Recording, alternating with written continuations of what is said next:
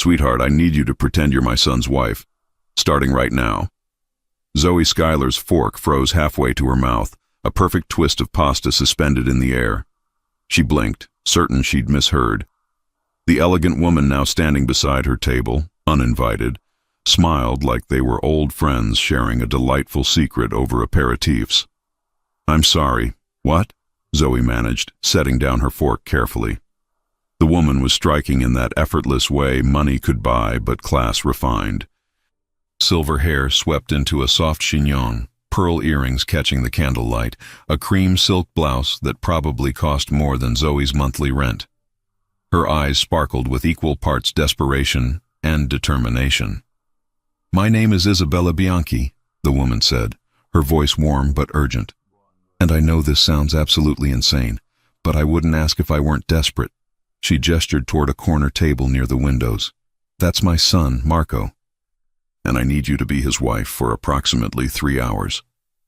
Zoe followed her gesture and immediately understood why her brain had short-circuited. The man sitting alone at the corner table was devastating, tall even while seated, with shoulders that filled out his black suit like it had been tailored by someone who understood exactly what they were working with. Bronze skin that suggested Mediterranean heritage. Dark hair styled back, showing off a face that belonged on magazine covers, sharp jawline accented by a neat beard, brown eyes that were currently staring at his phone with an expression of profound boredom. A gold chain glinted at his throat where his white dress shirt was unbuttoned just enough to be interesting. An expensive watch caught the light when he reached for his wine glass. Everything about him screamed power, money, and a complete lack of patience for whatever he was currently enduring. He was absolutely ridiculously gorgeous, and he looked like he wanted to be literally anywhere else. I don't understand, Zoe said slowly, tearing her eyes away from the man. Why would you need me to... $10,000, Isabella said simply.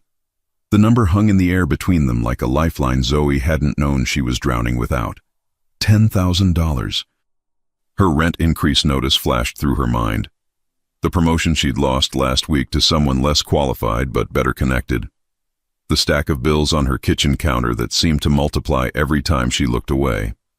The reason she was sitting in this expensive Italian restaurant in the first place, because after the worst week of her life, she decided she deserved one nice meal before going back to ramen and regret. 10,000, Zoe repeated carefully, to pretend to be your son's wife for 3 hours. Less than 3, actually. We have a lunch meeting with the Castellano family in 90 minutes. Old business associates. Very traditional. Very conservative. Isabella's smile turned slightly conspiratorial. The patriarch believes unmarried men are unstable, unreliable. He's been hesitant to finalize an important business expansion because he thinks Marco lacks the settling influence of a good wife. And you want me to be that wife? I want you to help my son secure a deal he's been working toward for months. And yes, get his family off his back about settling down. Isabella's expression softened. Look, I know this is crazy, but the moment I saw you sitting here, I knew you were perfect. Perfect for what? You don't even know me. I know enough. Isabella gestured toward Zoe's table. You're dining alone, but you're not lonely. You thanked the busboy by name when he refilled your water. You've been savoring every bite of your meal like it matters. And when that rude couple complained about their perfectly fine wine, you rolled your eyes but didn't say anything because you're kind enough not to make the waiter's night worse. Zoe blinked, surprised. She hadn't realized anyone was watching her that closely. You have grace, Isabella continued. Warmth. You're beautiful but not flashy. Poised but genuine. Exactly the kind of woman who would make my son look like he'd finally grown up and chosen well. She paused. And honestly, we're running out of time. The Castellanos are expecting to meet Marco's wife. If he shows up single, we lose the deal. If he shows up with you, we win. Zoe looked past Isabella toward Marco again. He'd looked up from his phone and was now watching them with an expression somewhere between resignation and dread. Their eyes met across the restaurant. He was even more devastating up close to her imagination. Zoe's practical side screamed that this was insane. Dangerous, even. You didn't just agree to play pretend wife to a stranger because his mother offered you money. But her impulsive side, the part of her that had been buried under bills and disappointments and playing it safe, whispered something else entirely. When was the last time she'd done something completely crazy? When was the last time she'd felt anything other than tired? And honestly, he was so beautiful it was almost offensive. What do you say? Isabella pressed gently. Help an old woman save her son from his own stubbornness? Zoe took a breath, made a decision she'd probably regret. One lunch meeting, 3 hours maximum. Then I never see you people again. Isabella's smile was radiant. Deal. She pulled out a slim wallet, extracted 5 crisp $100 bills, and placed them on the table. Deposit. The rest after the Castellanos leave happy. Before Zoe could change her mind, Isabella linked their arms and steered her across the restaurant. Marco stood as they approached, and Zoe's breath caught. He was even taller than she'd thought, easily over 6 feet. The suit jacket did nothing to hide the breadth of his shoulders or the obvious strength in his frame. Up close she could see the tiredness around his eyes, the tension in his jaw, and the way he looked at his mother suggested he knew exactly what was happening and was absolutely not pleased about it. Marco, darling, Isabella said brightly. This is Zoe, your wife. Silence crashed over their corner of the restaurant. Marco's brown eyes shifted to Zoe, assessing, careful, with a hint of something that might have been apology. Ma, he said slowly, his voice a deep rumble that did unfortunate things to Zoe's pulse. What did you do? I solved your problem, Isabella replied cheerfully. The Castellanos arrive in 90 minutes. You need a wife. Now you have one. Marco's jaw tightened, a muscle twitching beneath his beard. He looked at Zoe again, this time with something closer to resignation. I'm sorry about this, he said quietly. My mother has no boundaries and an alarming amount of audacity. I'm getting that impression, Zoe replied, surprising herself with how steady her voice sounded. You don't have to do this. Whatever she's offered you. $10,000, Zoe said bluntly. And honestly, after the week I've had, playing pretend wife for a few hours sounds almost relaxing compared to my actual life. Something shifted in his expression. The corner of his mouth twitched. Not quite a smile, but close. Fair enough. He extended his hand. Marco Bianchi. Apparently your husband for the afternoon. Zoe shook his hand, ignoring the way warmth spread up her arm at the contact. Zoe Schuyler. Apparently your impulse decision. This time he did smile, small but genuine. At least you're honest about it. Isabella clapped her hands together. Wonderful. Now we need to get Zoe something more appropriate to wear, brief her on basic family information, and get to the house before the Castellanos arrive. Marco, darling, bring the car around. Zoe and I will settle her bill. Marco looked like he wanted to argue, then thought better of it. He nodded once, grabbed his jacket, and headed for the exit. Zoe watched him go, noting the way every woman in the restaurant tracked his movement. He's really your son, she murmured. Every stubborn, beautiful inch of him, Isabella confirmed proudly. She squeezed Zoe's hand. Thank you for this, truly. I know it's unusual. Unusual is putting it mildly. But I have a good feeling about you two. Isabella's eyes twinkled with something that looked suspiciously like matchmaking glee. A very good feeling. Zoe chose to ignore that particular implication. 20 minutes later, she was in the back of a sleek black Mercedes, sitting next to Isabella while Marco drove. He hadn't said much beyond confirming her address to grab some things, but she felt his attention in the rearview mirror, quick glances, assessing. So, Zoe said, breaking the silence. What do I need to know about being Mrs. Bianchi? Marco's eyes met hers in the mirror. That I'm sorry you got dragged into my mother's schemes. Marco, be helpful, Isabella chided. Zoe, it's simple. The Castellanos are old-fashioned but kind. The patriarch Antonio values family and tradition. His wife Rosa is sweet but observant. They have 3 children, 2 sons who run the business with Antonio, and a daughter, Sophia, who's lovely but quiet. "And what does your family do exactly?" Zoe asked carefully. "Legitimate business now," Marco said, his tone making it clear there was a story there. "Import, export, real estate development. My father had more complicated ventures. I've spent the last 5 years cleaning that up." "Which is exactly why Antonio has been hesitant," Isabella added. "He remembers the old days. He needs to see that Marco is different, stable, settled. Hence the instant wife," Zoe finished. "Hence you," Marco confirmed, meeting her eyes in the mirror again. They pulled up to a massive estate that made Zoe's stomach drop. Wrought iron gates, manicured lawns, a house that looked like it had been transported stone by stone from Tuscany. "This is your house," Zoe said flatly. "Unfortunately," Marco replied, which was somehow both concerning and endearing. Isabella ushered them inside, and Zoe barely had time to process the marble floors and crystal chandeliers before she was being pushed into a guest room. "Marco, darling, entertain our guests when they arrive. Zoe and I need 15 minutes. What followed was a whirlwind of Isabella pulling a dress from seemingly nowhere, a beautiful sage green that fit perfectly, fixing Zoe's hair, and rapid-firing information about the family. "You and Marco met at a charity gala 6 months ago.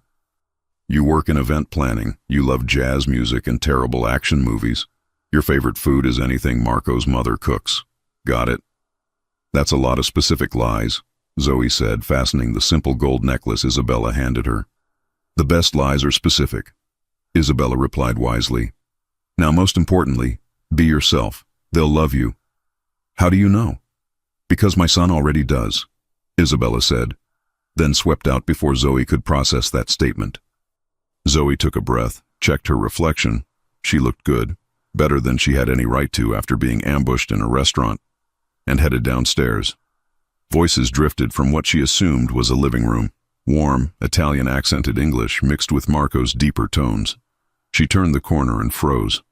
The Castellano family was already there. An older couple radiated that particular brand of old-world elegance. 2 men in their 30s flanked them, and a beautiful woman around Zoe's age stood slightly apart. And Marco, standing near the windows, looked up the moment she appeared. Something passed between them. A moment of pure electric awareness. Then he crossed the room in 3 strides, and before Zoe could prepare herself, his hand was warm on her lower back, drawing her close. "Everyone," he said, his voice somehow both casual and possessive. "This is my wife, Zoe." Antonio Castellano's weathered face broke into a genuine smile. "Ah, finally we meet the woman who tamed our Marco." Zoe barely had time to panic before Marco's thumb traced a small circle on her back, reassuring, grounding. She smiled, let herself lean into him just slightly, and stepped into the role she'd been bought to play. "It's wonderful to meet you all," she said warmly. "Marco's told me so much about you." Rosa Castellano immediately engulfed her in a hug. "You're beautiful, and those eyes, so honest." The afternoon that followed was surreal. They moved to a dining room where lunch was already prepared. Zoe answered questions carefully, sticking to Isabella's script, but adding her own touches. She laughed at Antonio's jokes, complimented Rosa's bracelet, and asked Sophia about her interests with genuine curiosity. And through it all, Marco stayed close. His hand found hers under the table. He refilled her water without being asked. When Antonio asked a probing question about their relationship, Marco's answer was smooth, confident. "I knew after our second date," he said, looking at Zoe with an expression that was probably acting, but felt dangerously real. "She laughed at my terrible jokes and called me out when I was being stubborn. I'd never met anyone who treated me like just Marco." Zoe's heart did something complicated in her chest. The afternoon stretched on. Isabella served espresso and biscotti. The men discussed business while Zoe, Rosa, and Sophia talked about everything else. And slowly, Zoe forgot she was performing. These people were genuinely kind. Marco's hand holding hers felt natural. When Isabella caught her eye and smiled, Zoe smiled back without thinking. It was only when the Castellanos were preparing to leave that reality crashed back. Antonio shook Marco's hand firmly. We have a deal, my friend. I'll have the contracts drawn up next week. Marco's relief was palpable. Thank you, Antonio. This means everything. Thank your wife, Antonio said, turning to Zoe. She's exactly what you needed. Don't mess it up. Marco looked at Zoe, something unreadable in his expression. I won't. After a flurry of goodbyes and promises to have them over soon, the Castellanos finally left. The door closed. Silence filled the enormous house. Isabella was grinning like she'd won the lottery. That was perfect, absolutely perfect. Zoe stepped away from Marco, suddenly aware of how close they'd been standing. Well, that was something. You were incredible, Marco said quietly. Seriously, thank you. Isabella pulled out an envelope, handing it to Zoe. The rest, as promised, plus a little extra for being brilliant. Zoe took it, the weight of money and unreality heavy in her hand. I should go. Marco will drive you, Isabella insisted. It's the least we can do. The car ride back to her apartment was quieter. Zoe stared out the window, processing what she'd just done. I really am sorry about all of this, Marco said as they pulled up to her building. Don't be. I needed the money. You needed a wife. Everyone wins. She reached for the door handle. Zoe. She looked back. Marco was watching her with that same intense focus from the restaurant. Would you have dinner with me? A real one. No schemes, no family, no performance. Just us. Her heart stuttered. Why? Because you made me laugh today, and I haven't done that in longer than I care to admit. He hesitated. And because I'd like to actually know the woman I just spent 3 hours pretending to be married to. Zoe should say no. This was already complicated enough, but when she looked into his brown eyes, warm and hopeful, and surprisingly vulnerable, she found herself nodding. Okay, one dinner. His smile transformed his entire face. I'll call you. Zoe gave him her number, climbed out of the car, and walked into her building feeling like she'd just made either the best or worst decision of her life. Behind her, Marco sat in the car, watching her disappear inside, already planning when to call. Tomorrow felt too far away, but 3 days felt like playing games. He'd call her in the morning. Inside her apartment, Kelsey took one look at Zoe's face and squealed. Oh my God, what happened to you? Zoe looked at her roommate, at the envelope full of money, at her phone where Marco Bianchi's contact information now lived. I think, she said slowly, I just agreed to something absolutely insane. Good insane or bad insane? Zoe thought about Marco's smile, the way his hand felt on her back, how easily they'd fallen into rhythm together. I have no idea. But somewhere in her chest, something that had been dormant for months was starting to wake up, and it felt dangerously close to hope. Marco called at 8 the next morning. Zoe was still in bed, scrolling through her phone and pretending yesterday hadn't been the strangest day of her life when his name lit up her screen. She stared at it for 3 rings before answering. You said you'd call, she said, instead of hello. I didn't think you meant before I'd had coffee. His laugh was low, warm. I'm impatient when I want something. Is that a problem? Her stomach flipped. Depends on what you want.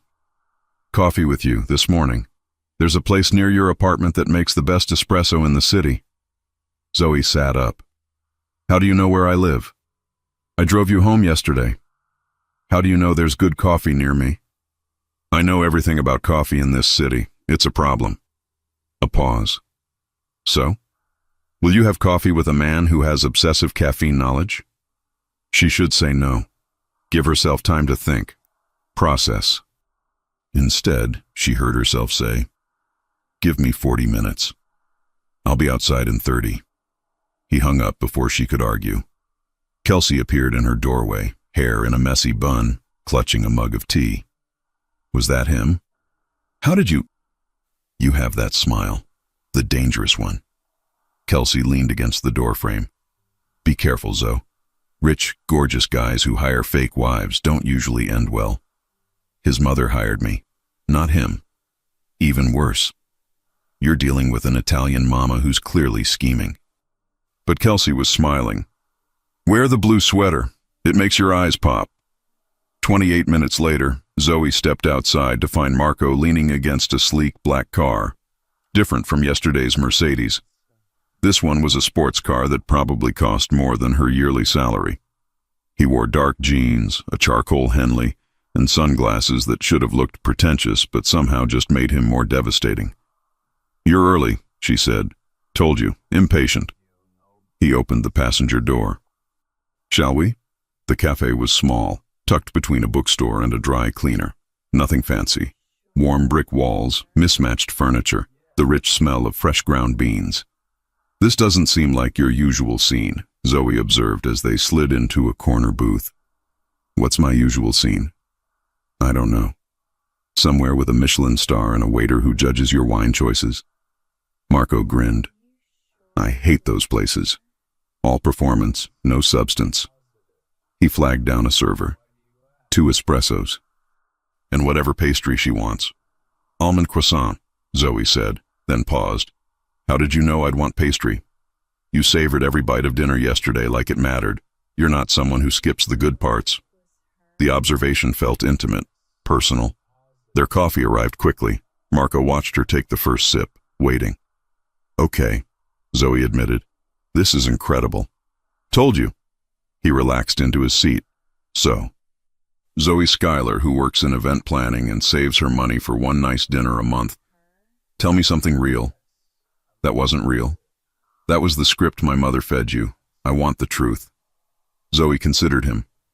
"What do I get in return?" "Equal exchange. One truth for one truth." She took another sip. "Fine. I don't work in event planning yet. I want to. I work in HR for a tech company I hate, planning events on the side, saving every penny to start my own business." Marco nodded slowly. "That's why you needed the money." "Part of it. The other part is my landlord raised my rent. I lost a promotion to someone whose only qualification was being the VP's nephew, and I was about to start choosing between electricity and groceries." She met his eyes. "Your turn. What's the real deal with your family business?" His expression shuddered slightly. "My father ran, let's call it a complicated empire. Some of it legitimate, some of it very much not. When he died 5 years ago, I inherited all of it, the good, the bad, and the pieces that kept me up at night. I've spent every day since cleaning it up, legitimizing operations, cutting ties with people who wanted to keep things the old way." "Like who?" "Business partners who thought I was too young, too soft, too American." He turned his coffee cup in slow circles. "They were half right. I am different than my father. I don't want to rule through fear or force. I want to build something clean, something I can be proud of. Is that why the Castellano deal matters so much? Antonio represents the old guard. If he trusts me, others will follow. It's about credibility as much as business." Marco looked up. "Which is why what you did yesterday, helping me, it wasn't just acting. You gave me legitimacy I've been fighting for." The weight of that settled between them. "I'm glad I could help," Zoe said quietly, "even if it was weird." Speaking of weird. Marco pulled out his phone, showed her the screen. "My mother texted me 17 times last night." Zoe laughed. "What did she say?" "Mostly variations on, 'She's perfect, don't mess this up. When are you seeing her again? I knew she was the one.'" He scrolled through. "And this morning she sent me a recipe for wedding cake, with the message, 'just in case.'" "Oh my God." "She's subtle like a freight train." But he was smiling. "Fair warning, she's probably going to call you." "She doesn't have my number." "She has 17 ways to get it. Isabella Bianchi is terrifyingly resourceful." They talked for an hour, then 2. The cafe filled and emptied around them. Zoe learned Marco hated mornings but forced himself to run at 6 a.m. because his father never exercised and died of a heart attack at 58. Marco learned Zoe's mother lived 2 states away. Her younger brother was in college and she sent them both money whenever she could. "You take care of everyone," Marco observed. "Someone has to." "Who takes care of you?" The question caught her off guard. "I do." "That sounds lonely." "It's practical." Marco reached across the table, his fingers brushing hers. "What if it didn't have to be either?" Zoe's phone buzzed, shattering the moment. She glanced at the screen and froze. "What's wrong?" Marco asked immediately. "Your mother." Zoe showed him the message. "Darling Zoe, I hope Marco is treating you well. The Castellanos want to have dinner with you both on Friday. Antonio was so charmed. 7 p.m. at Lucia's. I'll text you the address. Wear something lovely. Isabella." "How does she have my number?" Zoe asked. Marco sighed. "Told you. Terrifyingly resourceful." He looked at her carefully. "You don't have to do this again. The deal with Antonio is done. You fulfilled your obligation. How much is she paying this time?" "Zoe, I'm serious. What's the rate for a second performance?" Marco leaned forward. "I'll pay you, not her. Double what she gave you yesterday. But only if you actually want to do it." "Why wouldn't I want $20,000? "Because pretending is exhausting. Because my family is a lot. Because—" He stopped, jaw tight. "Because I don't want you there as an employee. I want you there because you want to be." Her heart did something complicated. "What if I want both? The money and the—" She gestured vaguely between them. "Whatever this is." Marco was quiet for a long moment. "Then we do it your way. But I have one condition." "What?" "When it's just us. No family, no Castellanos, no performance. We're honest. Completely honest." Zoe extended her hand across the table. "Deal." He shook it, his grip warm and solid. "Deal." They left the cafe and Marco drove her home. At her building, he walked her to the door. "Friday," he said. "I'll pick you up at 6:30. "Marco." He stepped closer. "Yeah?" "What are we doing? Really?" His eyes searched hers. "Honestly, I have no idea, but I want to find out." Then he did something that made her breath catch. He lifted her hand, pressed a kiss to her knuckles, old-fashioned, devastating, and walked away. Zoe stood on the sidewalk, heart racing, watching him drive away. Inside, Kelsey was waiting with wine and interrogation eyes. "Spill. Everything." Zoe told her about the coffee, the conversation, the second dinner invitation. "You're getting paid to date a gorgeous billionaire," Kelsey said slowly. "And the problem is what exactly?" "That I'm starting to like him for real, not for the money." "Oh, honey." Kelsey pulled her into a hug. "That's not a problem. That's the whole point." The week passed in a blur of text messages and phone calls. Marco sent her pictures of terrible coffee from business meetings with the caption, "Nothing compares." She sent him photos of disastrous event planning clients with, "This is my life." They talked on the phone every night, never for less than an hour, about everything and nothing. His childhood in two worlds, American schools, Italian summers. Her dreams of running her own company, throwing events that actually mattered. By Friday, Zoe was nervous for entirely different reasons than the first time. She wore a deep blue dress Kelsey insisted on buying for her. "Consider it an investment in your happiness," Kelsey had said, refusing to take no for an answer. Marco arrived exactly on time, in a dark suit that made him look dangerous and elegant all at once. "You're beautiful," he said simply. "You're not bad yourself." In the car, he reached over and took her hand. "Ready for round two? With your family or with you?" "Both, hopefully." Lucia's was intimate, expensive, the kind of place that didn't need to advertise because everyone who mattered already knew about it. The Castellano family was already seated when they arrived. Antonio stood immediately, embracing Marco. "My friend, and the lovely Zoe." This dinner was easier. Zoe wasn't performing anymore. She was just being herself. She talked to Rosa about her mother, to Sofia about event planning, to the Castellano sons about their business expansion plans. And when Marco's hand found hers under the table, she didn't think about the money or the arrangement. She just thought about how right it felt. After dinner, Antonio pulled Marco aside for business talk. Rosa kept Zoe company, showing her photos of her grandchildren. "You're good for him," Rosa said quietly in her Italian-accented English. "I see how he looks at you, like you're the only person in the room." "We haven't been together that long," Zoe deflected. "Time doesn't matter." My Antonio knew after 1 week. Took him 3 months to convince me, but he knew.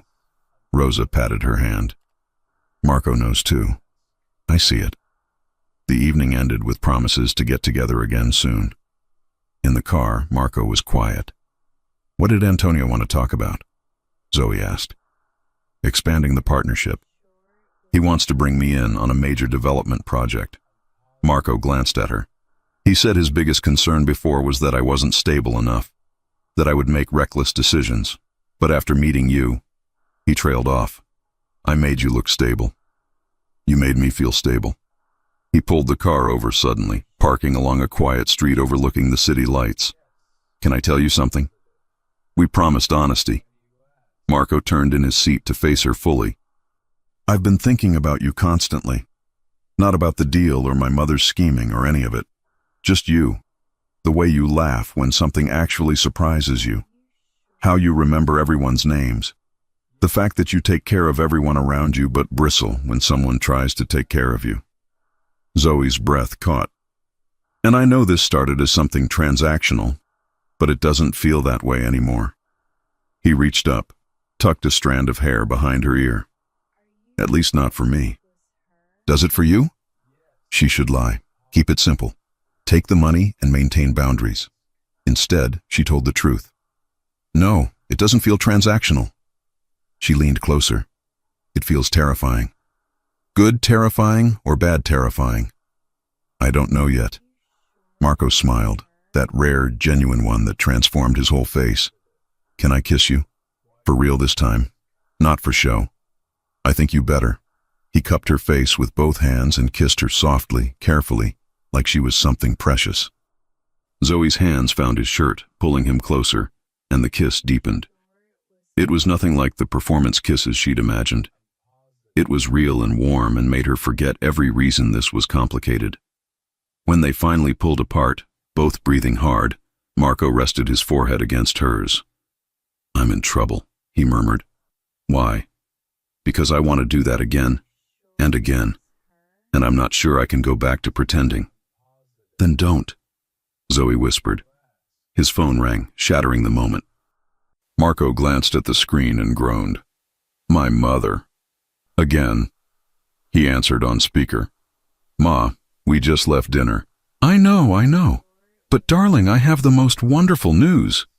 Isabella's excitement crackled through the line. Nona's birthday is in 2 weeks and she wants to meet Zoe. Everyone will be there. Your cousins from Italy, Uncle Vincent, Aunt Carmela, everyone. Marco and Zoe exchanged glances. Ma, that's a lot. It's family, darling, and Zoe is family now. A pause. You are coming, aren't you, dear? Zoe thought about the money, about Marco's hand in hers, about how this had stopped feeling like a job somewhere around the second hour in the coffee shop. Of course, she heard herself say. I wouldn't miss it. Isabella squealed with delight and hung up after extracting promises about dress colors and arrival times. In the sudden quiet, Marco looked at Zoe with something between gratitude and concern. You don't have to. I want to. And she realized it was true. Besides, meeting the whole family, that's got to be worth at least another performance fee. He laughed, but his eyes were serious. What if I don't want to pay you anymore? Why not? Because then it's not business. It's just us. Zoe's heart hammered. Marco, I'm not asking you to decide now, but think about it. He started the car again. And for what it's worth, I'm already in, completely. He drove her home, walked her to the door, and kissed her once more. Slower this time, deeper, a promise of everything he wasn't saying out loud. When Zoe finally made it inside, Kelsey took one look at her face and grinned. Oh, you're in so much trouble. I know, Zoe said, touching her lips where she could still feel Marco's kiss. Good trouble? Zoe thought about his smile, the way he listened like every word mattered, how safe she felt when his hand held hers. The best kind. But in the back of her mind, a small voice whispered warnings. This was happening too fast. She was falling too hard. And when reality crashed back in, and it always did, someone was going to get hurt. She just hoped it wouldn't be her. The 2 weeks between the dinner and Nona's birthday party felt like living in two different worlds. During the day, Zoe worked her regular job, planned events for demanding clients, and pretended her life was normal. At night, she texted Marco until her eyes couldn't stay open.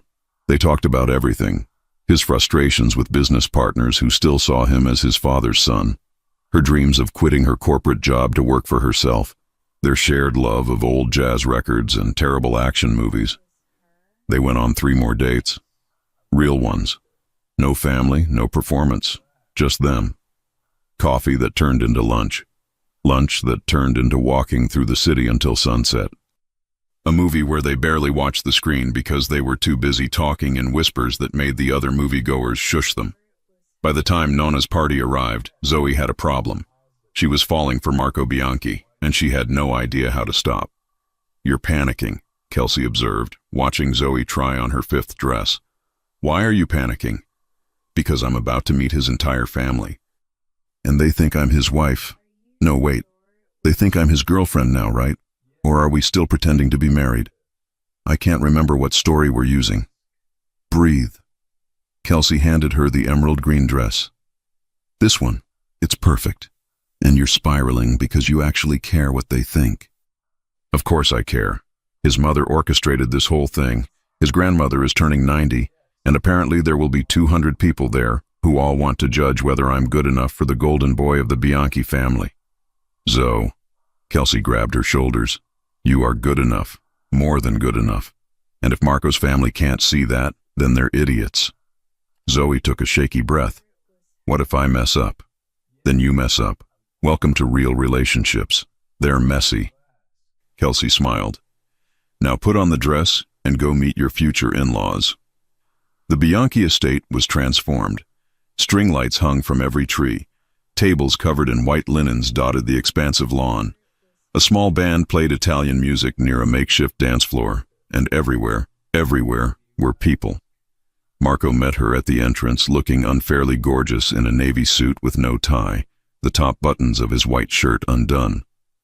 "You look terrified," he said, pulling her close. "There are so many people." "I know. My family breeds like rabbits. It's a problem." He kissed her forehead. "But you've already charmed the most important ones. Everyone else is just extra credit. Your 90-year-old grandmother is here. That's not extra credit. That's the final exam." Marco laughed. "Nana will love you. She loves everyone who isn't afraid to eat her cooking and tell her when she's being ridiculous." "Does anyone tell her she's being ridiculous?" "God, no. We all value our lives." He took her hand and led her into the chaos. The next hour was a blur of introductions. Uncle Vincent, who was exactly as loud and enthusiastic as Marco had warned, swept Zoe into a hug that lifted her off her feet. "Finally, a beautiful girl who isn't scared of our Marco." Aunt Carmela was more reserved, studying Zoe with sharp eyes over a glass of wine. "You work in event planning?" "Trying to start my own business," Zoe said carefully. Carmela's expression gave nothing away. "Ambitious. Good. Marco needs someone with spine." Cousins Tony and Gianna were easier. Tony regaled her with embarrassing Marco childhood stories while Gianna rolled her eyes and apologized for her family.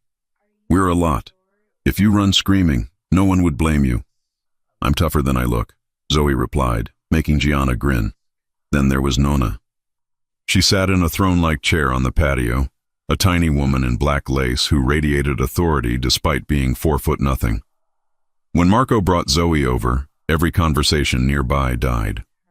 "Nona," Marco said in Italian, then switched to English. "This is Zoe." Nona's dark eyes, sharp despite her age, examined Zoe from head to toe. Then she said something in rapid Italian that made Marco laugh. "What did she say?" Zoe whispered. "She said you have good hips for babies and intelligent eyes, which is a better combination than the last girl I brought home who had neither." Zoe felt her face heat. "There was a last girl?" "Years ago. Didn't last." Marco's hand found the small of her back. "Nana approves of you. That's all that matters." Nana spoke again, and Marco translated. "She wants to know if you can cook." "I make a decent pasta," Zoe offered. Nana rattled off another string of Italian, accompanied by emphatic hand gestures. Marco's smile widened. She says any idiot can boil pasta. Can you make her Sunday gravy? I don't know what that is. Tomato sauce. But calling it sauce in this family is grounds for disownment. Marco squeezed her waist. Don't worry, she'll teach you. Nonna pulled Zoe down for a kiss on each cheek, patted her face affectionately, and sent them off with what sounded like a blessing and a warning.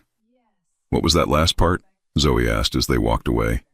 She said if I'm stupid enough to let you go, she'll haunt me after she dies. I like her. Everyone does. It's exhausting. They made their way through more relatives. Zoe's head spun with names and faces. But gradually, she relaxed. Marco stayed close, his presence grounding. When she couldn't remember someone's name, he whispered it. When Uncle Vincent's stories got too embarrassing, he redirected. When Aunt Carmela asked pointed questions, he answered smoothly. They were a team. It felt natural. Then came the moment that changed everything. Zoe excused herself to find the bathroom. On her way back, she got turned around in the massive house. She was wandering down a hallway hung with family photos when she heard voices in a nearby room. Aunt Carmela's voice, unmistakable. I'm telling you, Isabella, something isn't right. Zoe froze. Carmela, not tonight, Isabella said tiredly. It's Mama's birthday, which is exactly why we need to discuss this. That girl appeared out of nowhere. No history with Marco, no warning, and suddenly she's at every family event? She makes him happy, isn't that enough? Happy or convenient? Carmela's voice sharpened. I saw the envelope, Isabella, the one Leo picked up at the last gathering. $10,000 written right on it, in that girl's purse. Zoe's blood turned to ice. There's an explanation. Is there? Because it looks an awful lot like you paid someone to pretend to be interested in your son. Silence. Zoe should leave, should walk away. But her feet were rooted to the floor. When Isabella spoke again, her voice was strained. I did what I thought was best. Madonna. Carmela's disgust was palpable. You actually paid her? It was supposed to be one afternoon. The Castellanos needed to see Marco settled, and I saw an opportunity. You manipulated your own son. I gave him a chance to see what he's been missing. And look what happened. They're really together now. It became real. Did it? Or is she just a good actress collecting paychecks? Zoe couldn't breathe. She backed away slowly, then faster, until she was nearly running back to the party. Marco found her immediately. Hey, what's wrong? You're pale. I need some air. He guided her to a quiet corner of the garden, away from the crowd. Talk to me. Zoe opened her mouth, closed it. What could she say? That his aunt knew the truth? That her presence here was based on a transaction his mother had orchestrated? Zoe. Marco tilted her chin up gently. What happened? Before she could answer, a small voice interrupted. Zoe! Leo, the 10-year-old son of one of Marco's cousins, ran up with a soccer ball. Want to play? Leo, not now, Marco started. It's okay, Zoe said quickly, grateful for the interruption. Sure, let's play. They spent 20 minutes kicking the ball around with Leo and a handful of other kids. It gave Zoe time to think, to breathe, to plaster on a smile that felt increasingly fragile. When Leo finally ran off to get food, Marco pulled Zoe to a bench. Now, tell me what's going on. I overheard your aunt talking to your mother. Zoe couldn't look at him. She knows about the money, about how we met, all of it. Marco went very still. What did she say? That I'm probably just a good actress, that your mother manipulated you. Zoe forced herself to meet his eyes. Marco, she's not wrong. This did start as a transaction. Maybe she's right to question whether any of it's real. Do you question it? I don't know. The words burst out. I don't know what's real anymore. When I'm with you, it feels real. But then I remember how we started, and I wonder if I'm just playing a role I've gotten too comfortable in. Marco took her hands. Look at me. She did. I don't care how this started. I don't care that my mother paid you or that we met under ridiculous circumstances. His voice was fierce. I care that you laugh at my terrible jokes, that you call me out when I'm being stubborn. That you remember my nephew's name and play soccer with him even when you're upset. That's real. We're real. But your family, my family will understand, or they won't. Either way, it doesn't change how I feel. He cupped her face. Unless it changes how you feel. Zoe's heart ached. It doesn't. But Marco, if we do this, if we're really together, there can't be any more pretending. No more money, no more performances. Just us. That's all I want. What about the Castellano deal? What about looking stable for your business partners? I'll figure it out. I always do. He kissed her forehead. But I can't figure out how to do this without you. She wanted to believe him. God, she wanted to. But before she could answer, Aunt Carmela appeared on the garden path. Her expression was carefully neutral. Marco, a word. Marco's jaw tightened. Later, Zia. Now. It wasn't a request. He looked at Zoe. I'll be right back. It's fine. Go. She watched him walk away with Carmela, their heads bent in conversation. Even from a distance, she could see the tension in Marco's shoulders. Gianna appeared at her side. Don't mind Carmela. She's protective of Marco. Always has been. She thinks I'm using him. She thinks everyone is using him. It comes from watching his father use people their whole lives. Gianna handed her a glass of wine.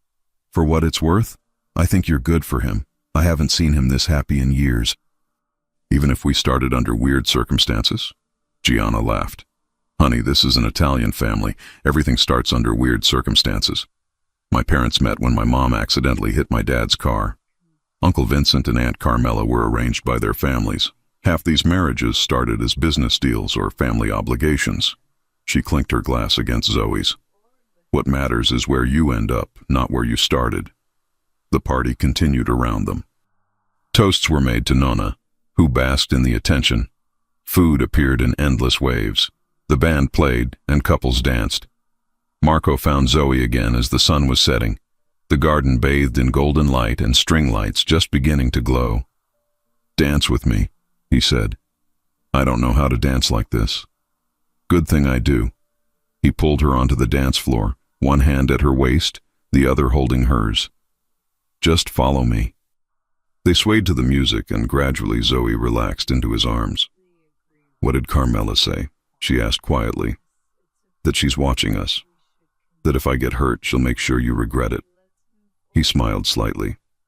And then she said, if you hurt me, it'll mean you're real, because only real relationships hurt. That's weirdly profound. She has her moments. Marco pulled her closer. She also said she approves, in her terrifying way. Really? Really? Apparently you passed some test I didn't know you were taking. They danced in silence for a moment. Then Zoe said, I want this to be real, just so you know. It already is. No more money. No more money, he agreed. No more performances. Just us. He kissed her temple. Starting now. Zoe let herself melt into him, let herself believe that maybe, just maybe, something that started with a lie could become the most honest thing in her life.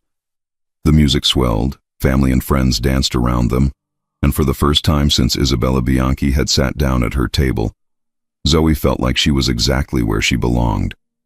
But as the evening wore on and she caught Aunt Carmela watching them with calculating eyes, she couldn't shake the feeling that their real test was just beginning. 3 days after Nonna's party, Zoe's phone rang at 2 in the afternoon with a number she didn't recognize. She almost didn't answer.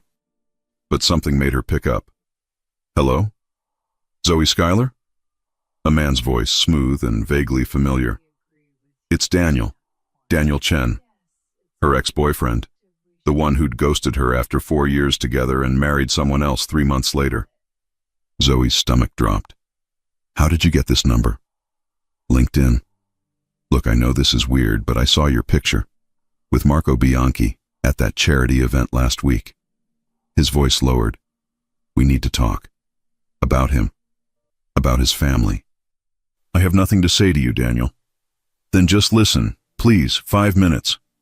There are things you should know before you get in too deep. Every instinct screamed at her to hang up, but curiosity, or maybe old hurt, made her hesitate. 5 minutes, that's it. There's a coffee shop on 5th and Main. Tomorrow at 3? Fine.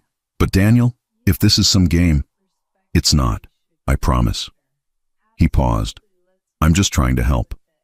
He hung up before she could respond. Zoe stared at her phone, heart racing. She should tell Marco.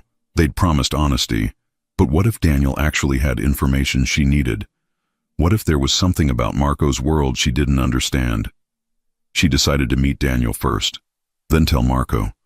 No secrets, just delayed transparency. That night, Marco called like he did every evening. They talked about his day, tedious contract negotiations, and hers, a bridezilla client who'd changed the wedding theme for the 4th time. Come over, Marco said suddenly. I'll make us dinner. You can't cook. I can order very expensive takeout and pretend I made it. Zoe laughed despite the knot of anxiety in her stomach. Tempting, but I have an early morning tomorrow. You're working too hard, says the man who just told me he's been in meetings for 12 hours straight. That's different. How? Because I'm thinking about you the whole time, so it doesn't count as work. Her heart squeezed. You're ridiculous. You love it. The scary thing was, she did. After they hung up, Zoe lay in bed staring at the ceiling. She should cancel with Daniel. This was stupid, reckless. But she didn't cancel. The next day, she left work early and headed to the coffee shop. Daniel was already there, looking exactly as she remembered. Pressed button down, perfectly styled hair, that easy smile that used to make her feel special and now just made her feel tired. Zoe. He stood when she approached. Thanks for coming. She sat without shaking his offered hand. Clock's ticking. What do you want? Daniel had the grace to look uncomfortable. First, I owe you an apology for how things ended. I was a coward. You were an asshole, but that's not news. What's this about Marco? He pulled out his phone, showed her a news article. Do you know what the Bianchi family really is? Zoe scanned the headline. Legacy of violence. The Bianchi Empire's dark past. I know his father was involved in questionable business, she said carefully. Marco's been working to legitimize everything. Has he told you what questionable means? Daniel leaned forward. His father wasn't just a tough businessman, Zoe. The old man had connections to people who didn't negotiate. They intimidated. Marco's trying to distance himself, but do you think his father's former associates are just going to let him walk away clean? That's his father, not him. The apple doesn't fall far from the tree, and even if Marco's trying to go straight, there are people in that world who don't accept no for an answer. Daniel's expression was grave. There are forces at play that you don't understand. Zoe's hands clenched around her coffee cup. Why are you telling me this? Because I care about you, and I don't want to see you get hurt. He reached across the table. You're in over your head with these people. The Bianchis aren't some normal wealthy family. They're connected to a world you don't understand. And you do? My firm represents several families in those circles. I've seen what happens to people who get too close. His voice softened. Come back to your normal life, Zoe. Before it's too late. Zoe pulled her hand away. My normal life? The one where you discarded me like I was nothing? Where I worked myself to exhaustion and still couldn't get ahead? That life? You're angry, I get it. I'm not angry. I'm done. She stood. Marco treats me like I matter. Like I'm worth listening to. Like I'm more than convenient. She grabbed her purse. Whatever information you think you have, whatever warning you're trying to give me, I don't want it. Stay out of my life, Daniel. She walked out before he could respond, heart hammering, but his words stayed with her. Connected to things you don't understand. Was she naive? Was she seeing what she wanted to see in Marco, ignoring red flags because he was gorgeous and attentive and made her feel special? That evening, Marco showed up at her apartment unannounced with Thai food and a grin. Surprise. I know you said you were busy, but I missed you. Kelsey, who'd answered the door, gave Zoe a look that clearly said, you better tell him, before disappearing into her room. They ate on the couch, Marco telling her about Luca's disastrous attempt at online dating. He showed up to the date and she brought her ex-boyfriend, as a just in case. Poor Luca. He's fine. He's already planning date number 2 with someone else. Marco set down his plate, turning to face her. Okay, what's wrong? Nothing's. Zoe, you've barely looked at me since I got here, and you've moved your food around for 10 minutes without eating. What happened? She could lie. Should lie. Instead, she told the truth. My ex called. Daniel. He wanted to meet, to warn me about you, about your family. Marco's entire body went rigid. And you went. I wanted to hear what he had to say. Instead of asking me. His voice was carefully controlled, which somehow was worse than anger. I planned to tell you after. I wanted to know what he knew first. So you could decide if I was worth the risk? Marco stood, pacing. What did he tell you? That my family is dangerous? That I'm connected to people who solve problems through force? That you should run while you still can? Marco. It's all true, by the way. He turned to face her, something raw in his expression. My father was everything Daniel probably said he was. Ruthless when he needed to be. Connected to people who didn't negotiate with contracts. They negotiated with pressure. Zoe's breath caught. I've spent 5 years trying to bury that legacy, legitimizing the business, cutting ties with anyone who wanted to keep operating the old way. It's cost me relationships, partnerships, respect from people who think I'm weak for wanting to build something clean. He stepped closer. But I'm doing it. And I thought, I hoped, you believed in that. In me. I do. Then why didn't you just ask me? The hurt in his voice cut deeper than anger.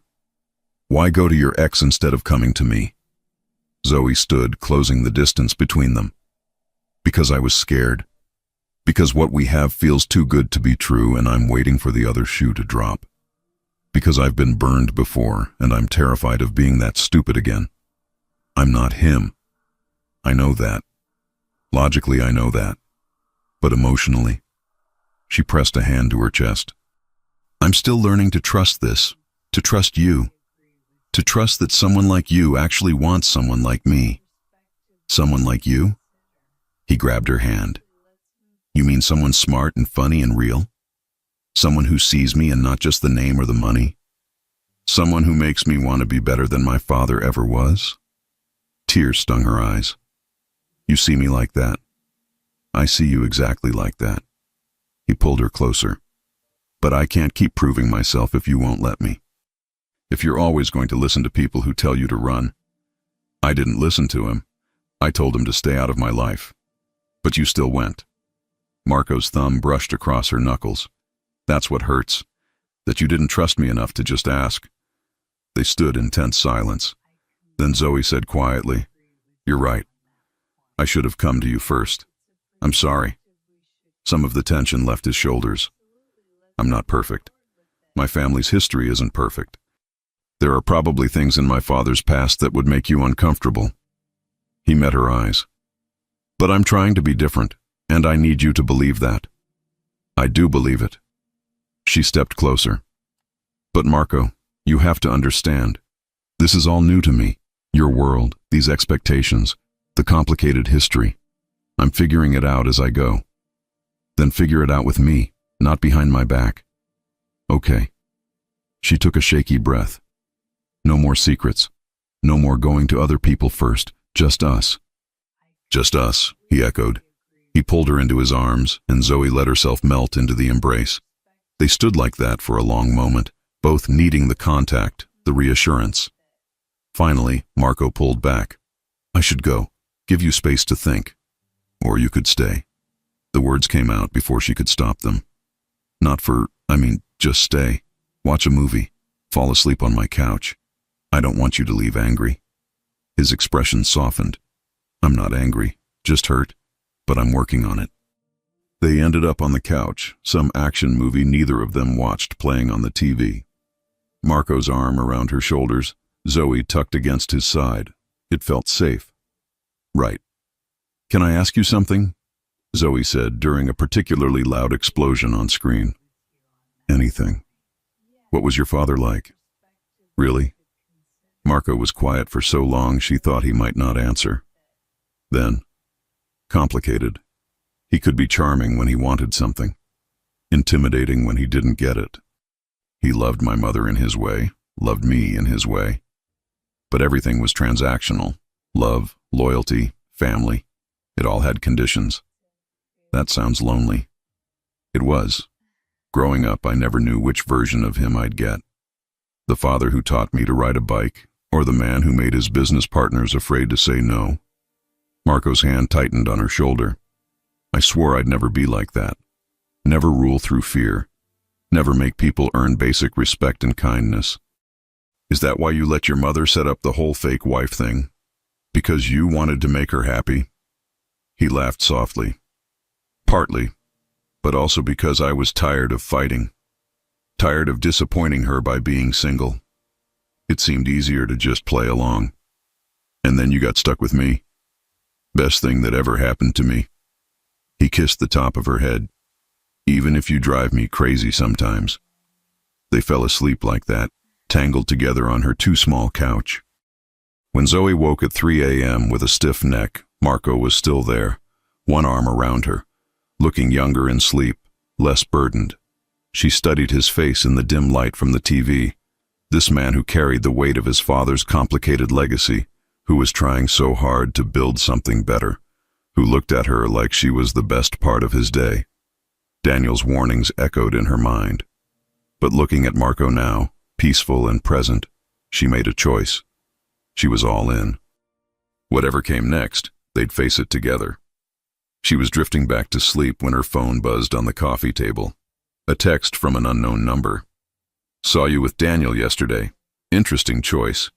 Does Marco know you're meeting other men behind his back? A friend. Zoe's blood went cold. Someone had been watching her. Someone knew about the meeting. She should wake Marco. Show him immediately. But he looked so peaceful. And she'd just promised no more secrets, but... She deleted the text quickly, heart racing, and silenced her phone. Tomorrow. She'd tell him tomorrow. Beside her, Marco stirred, pulling her closer in his sleep. You okay? He mumbled. Yeah, she whispered, the lie tasting bitter. Everything's fine. It was a small lie, a temporary one, but it was the first crack in the foundation they were building, and Zoe had the sinking feeling that cracks only ever got bigger. The next morning, Marco left early for a breakfast meeting. Zoe stared at her phone, at the deleted text that she could still see in her mind. She should tell him. They'd just promised no more secrets. But what if telling him made things worse? What if some anonymous troublemaker was trying to drive a wedge between them? Kelsey emerged from her room, took one look at Zoe's face, and poured her coffee. Okay, spill. Zoe told her everything. Daniel, the warning, the text. So someone's watching you, Kelsey said slowly. Someone who wants Marco to think you're sneaking around. Which I technically was, meeting Daniel without telling him first. But you told him last night, right? Yeah, we worked through it. Then this is just someone trying to cause drama. Kelsey squeezed her shoulder. Delete it. Forget it. Move on. Don't let some anonymous coward ruin what you have. Zoe wanted to believe that. Wanted to dismiss it as meaningless. But something about the text felt calculated. Personal. Like whoever sent it knew exactly how to make her doubt everything. Her phone rang. Marco. Hey, she answered, forcing brightness into her voice. Breakfast ended early. Want to grab lunch? There's something I want to talk to you about. Her stomach nodded. Good something or bad something? Good. Really good. Meet me at that Italian place near your office? Noon. Okay. See you then. After he hung up, Zoe stared at her reflection in the bathroom mirror. Dark circles under her eyes from poor sleep. Worry etched in the line between her brows. She'd promised Marco honesty. Complete honesty. So why did the truth feel so dangerous? At noon, she met Marco at the restaurant. He was already there, looking unfairly put together in a gray suit, tie loosened, hair slightly mussed like he'd been running his hands through it. He stood when she arrived, kissed her cheek, pulled out her chair. You sounded mysterious on the phone, Zoe said after they'd ordered. Not mysterious, just excited. Marco took her hand across the table. I've been thinking about what you said, about starting your own event planning business. Okay. What if you didn't have to save for years? What if you could start now? Zoe's heart began to race. Marco, hear me out. Bianchi Holdings throws a major charity gala every year. This year's planner just quit. Long story involving a feud with the caterer. The event's in 6 weeks, and we need someone talented, creative, and capable of pulling off a miracle. He squeezed her hand. I want to hire you, not as a favor, as your first real client. That's a huge event, which is why I'm willing to pay significantly above market rate, enough that after this one job you'd have the capital to quit your corporate position and launch your business properly. Zoe's mind spun. You're offering me my dream, just like that. I'm offering you a job you're qualified for. The dream part, that's all you. It was perfect. Too perfect. What if I mess it up? What if I can't deliver? You won't. I've seen you work. You're brilliant at this. Marco's eyes were steady, confident. And even if something went wrong, which it won't, I'd still believe in you. Tears stung her eyes. Why are you doing this? Because I want you to be happy. Because I believe in you. And because watching you slowly burn out at that corporate job is killing me. He smiled.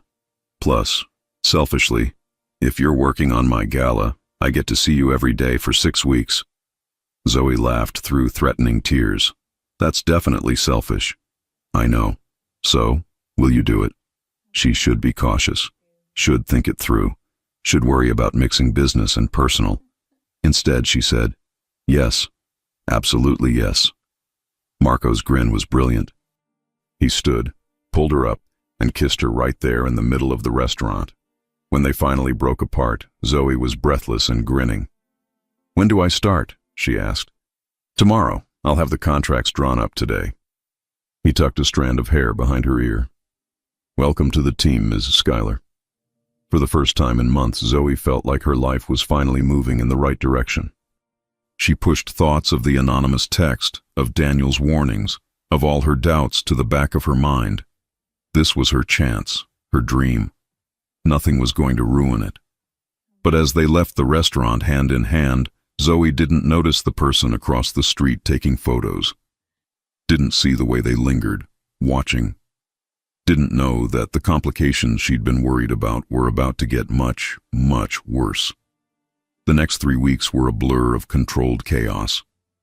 Zoe quit her corporate job with 2 weeks' notice, enduring her boss's passive-aggressive comments about throwing away a stable career for a relationship. She didn't care. For the first time in years, she was excited to wake up in the morning. The Bianchi Holdings charity gala was massive. 500 guests, multiple corporate sponsors, live entertainment, and a silent auction featuring items worth more than Zoe's previous yearly salary. The pressure should have been crushing. Instead, she thrived. Marco gave her complete creative control, a generous budget, and access to the company's resources. Luca became her unlikely ally, helping navigate vendor relationships and corporate politics. Even Isabella got involved, offering connections to florists and caterers she'd used for decades. You're a natural at this, Luca said one afternoon, watching Zoe negotiate with a difficult entertainment agent. Marco knew what he was doing when he hired you. You mean when he took a chance on his girlfriend with no major event experience? I mean when he recognized talent. Luca's expression turned serious. For what it's worth, you're good for him. I haven't seen him this happy since before his father died. The comment stayed with Zoe. She and Marco had fallen into an easy rhythm, working together during the day, stealing kisses in empty conference rooms, having dinner together most nights, sometimes at his place, sometimes hers. Sometimes with Kelsey and Luca, who'd started their own flirtation that everyone pretended not to notice. It felt domestic, real, like they were building something that would last, which is why the text messages started to worry her. They came sporadically, always from blocked numbers, always just vague enough to be deniable. Cute how he parades you around his office. Does he know you're just another employee now? Mixing business and pleasure. What could go wrong? Ask him about the last girl who worked for him, the one who thought it was real. Zoe deleted each one immediately. Didn't tell Marco, didn't tell anyone. She told herself they were just jealous nonsense, someone with too much time and not enough life. But they gnawed at her, especially that last one.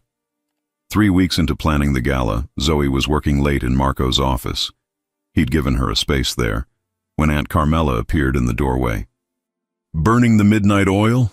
Carmela said, settling into a chair without invitation. "Finalizing seating arrangements. Apparently half these sponsors have feuds I didn't know about." Zoe rubbed her tired eyes. "Is Marco still in his meeting?" "He'll be another hour at least. Board meetings always run long." Carmela studied her with those sharp eyes. "Can I ask you something, dear?" "Of course." "Why are you really with my nephew?" Zoe's hands stilled on her keyboard. "I'm sorry. It's a simple question. Is it the money, the lifestyle, the excitement of being with someone from our world? I'm with him because I love him." The words came out before Zoe could think them through. "Because he makes me laugh. Because he believes in me. Because when I'm with him, I feel like the best version of myself." Carmela's expression softened slightly. "You love him?" "Yes." Saying it out loud felt terrifying and liberating. "I do." "Have you told him?" "Not yet." "I'm waiting for the right moment." "There's never a right moment, dear. There's only now." Carmela stood, smoothing her elegant dress. "My brother-in-law, Marco's father, he didn't believe in love.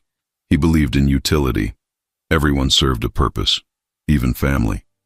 Marco's not like that. No, he's not, which is why he's vulnerable in ways his father never was."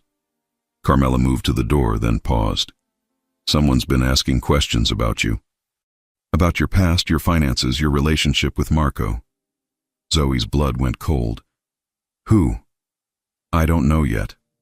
But whoever it is has resources. They're digging deep." Carmela's gaze was intense. "If there's anything in your past that could be used against you or against Marco, you need to tell him, before someone else does." After Carmela left, Zoe sat frozen. Her mind raced through possibilities. Daniel? No, he'd been direct.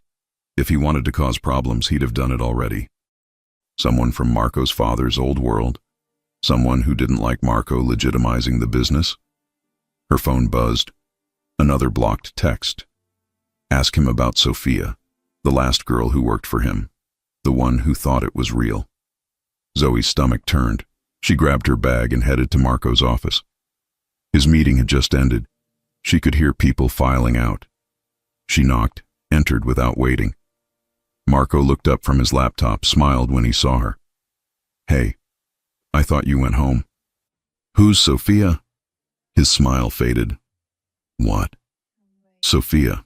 Someone just texted me telling me to ask you about her, about how she was the last girl who worked for you and thought it was real." Zoe's voice shook. "Who is she, Marco?" He closed his laptop slowly, stood. "She was an employee. 3 years ago, she worked in our events department. And she developed feelings for me. I didn't reciprocate. She left the company." His jaw tightened.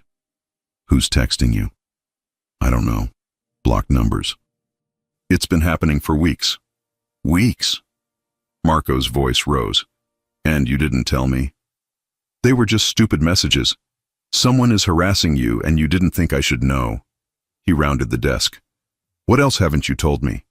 "Nothing. I didn't want to make a big deal. Someone is trying to get in your head, to make you doubt us. And you gave them weeks to do it." Marco's expression was a mix of hurt and frustration. "What happened to no more secrets?" "These weren't secrets, they were just..." "Show me." "What?" "The texts. Show me all of them."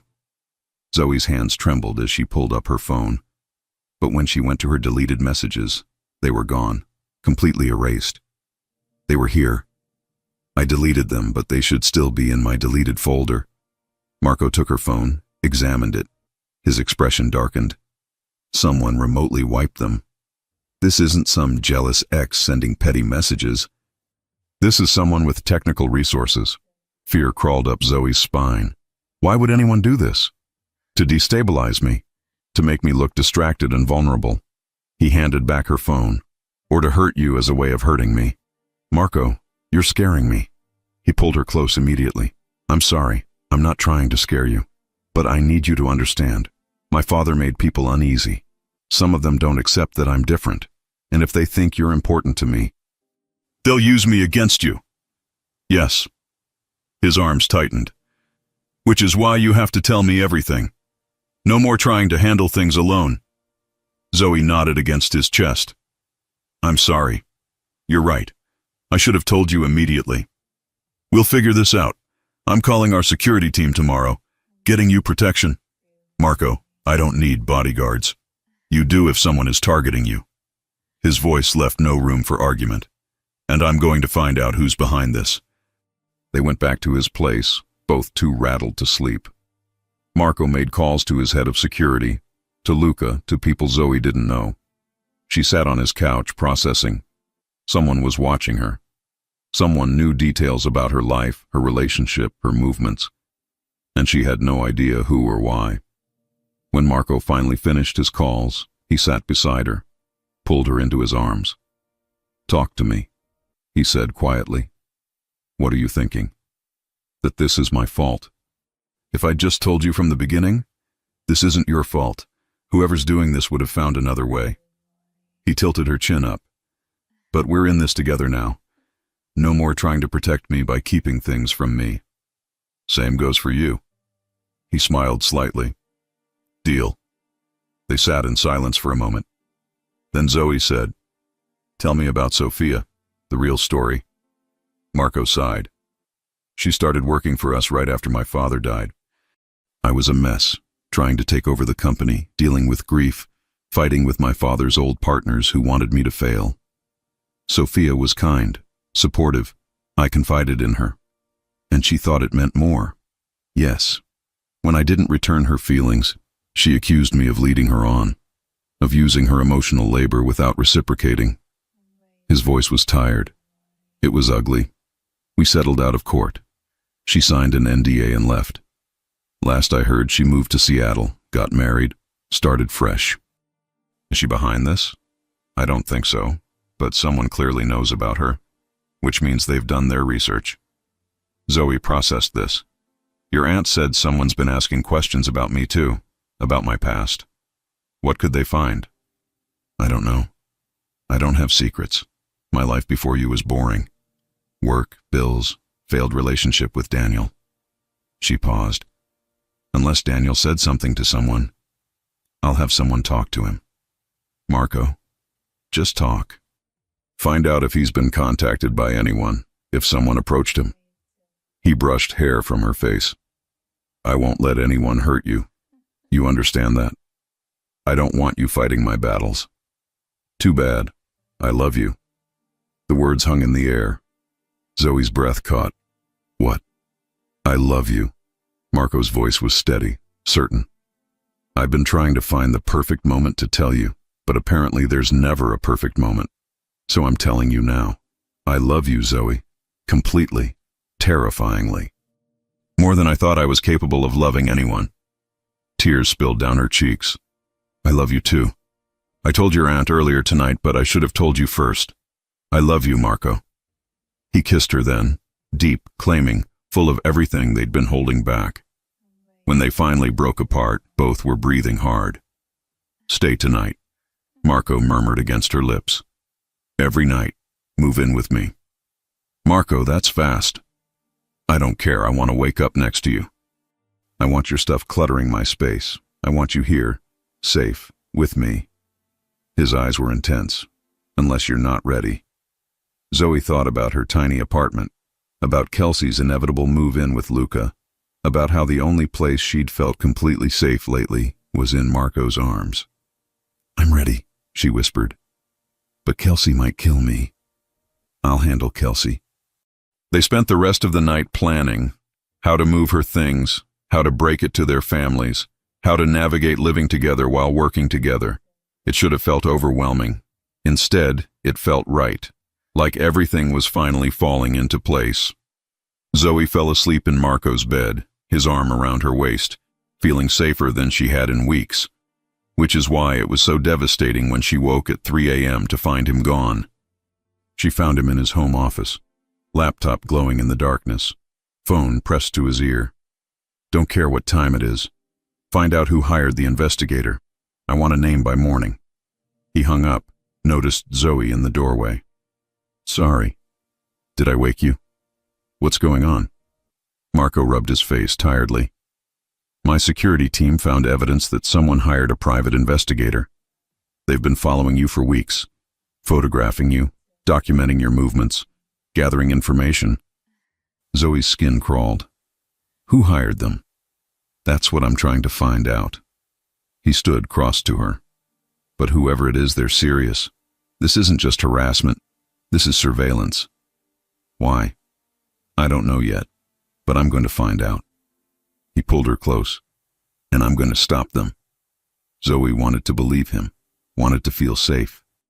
But as she looked at the files open on his computer, photos of herself she didn't know existed, leaving her apartment, entering Marco's building, meeting Daniel at that coffee shop, she felt exposed, vulnerable.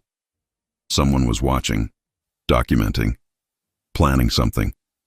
And despite Marco's arms around her, despite his promises of protection, Zoe couldn't shake the feeling that they were running out of time. The next morning, Marco insisted on driving her to the office himself. A security detail was assigned to watch the building, with someone monitoring the garage. The protection felt both reassuring and suffocating. Luca pulled Zoe aside when Marco was in a meeting. "He's worried about you," Luca said quietly. "I've never seen him like this. Protective to the point of obsession. Someone's been stalking me, Luca. I think concern is justified. I'm not criticizing, just warning you.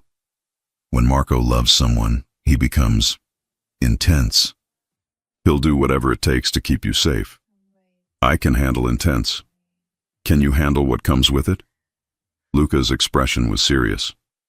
His father had people he loved. He protected them through any means necessary. Sometimes that meant things that weren't exactly above board. Marco's not his father. No, but he's his father's son.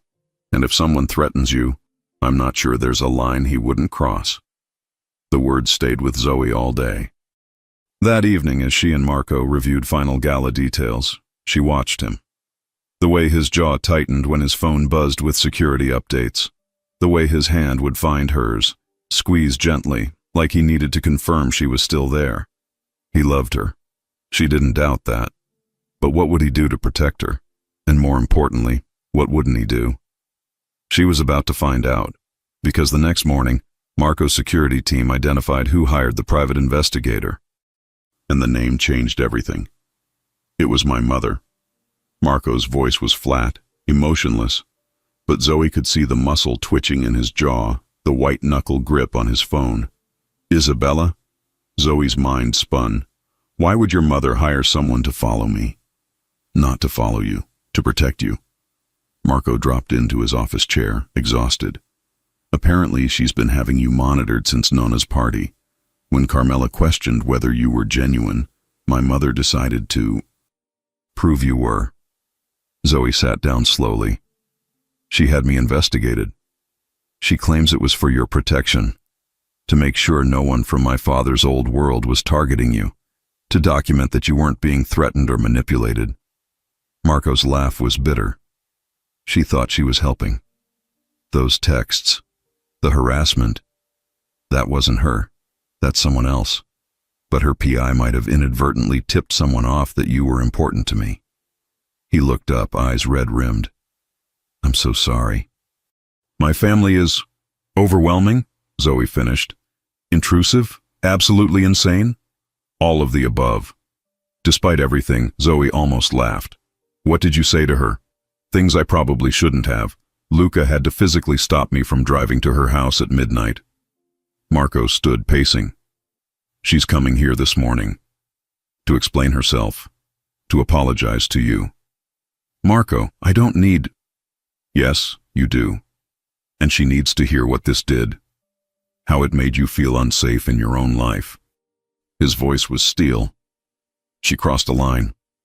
An hour later, Isabella arrived. She looked smaller somehow, older.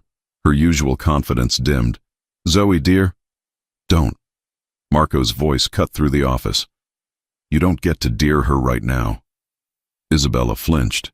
She sat in the chair across from Zoe, hands folded in her lap. "I owe you an explanation and an apology." "Start with the explanation," Zoe said quietly.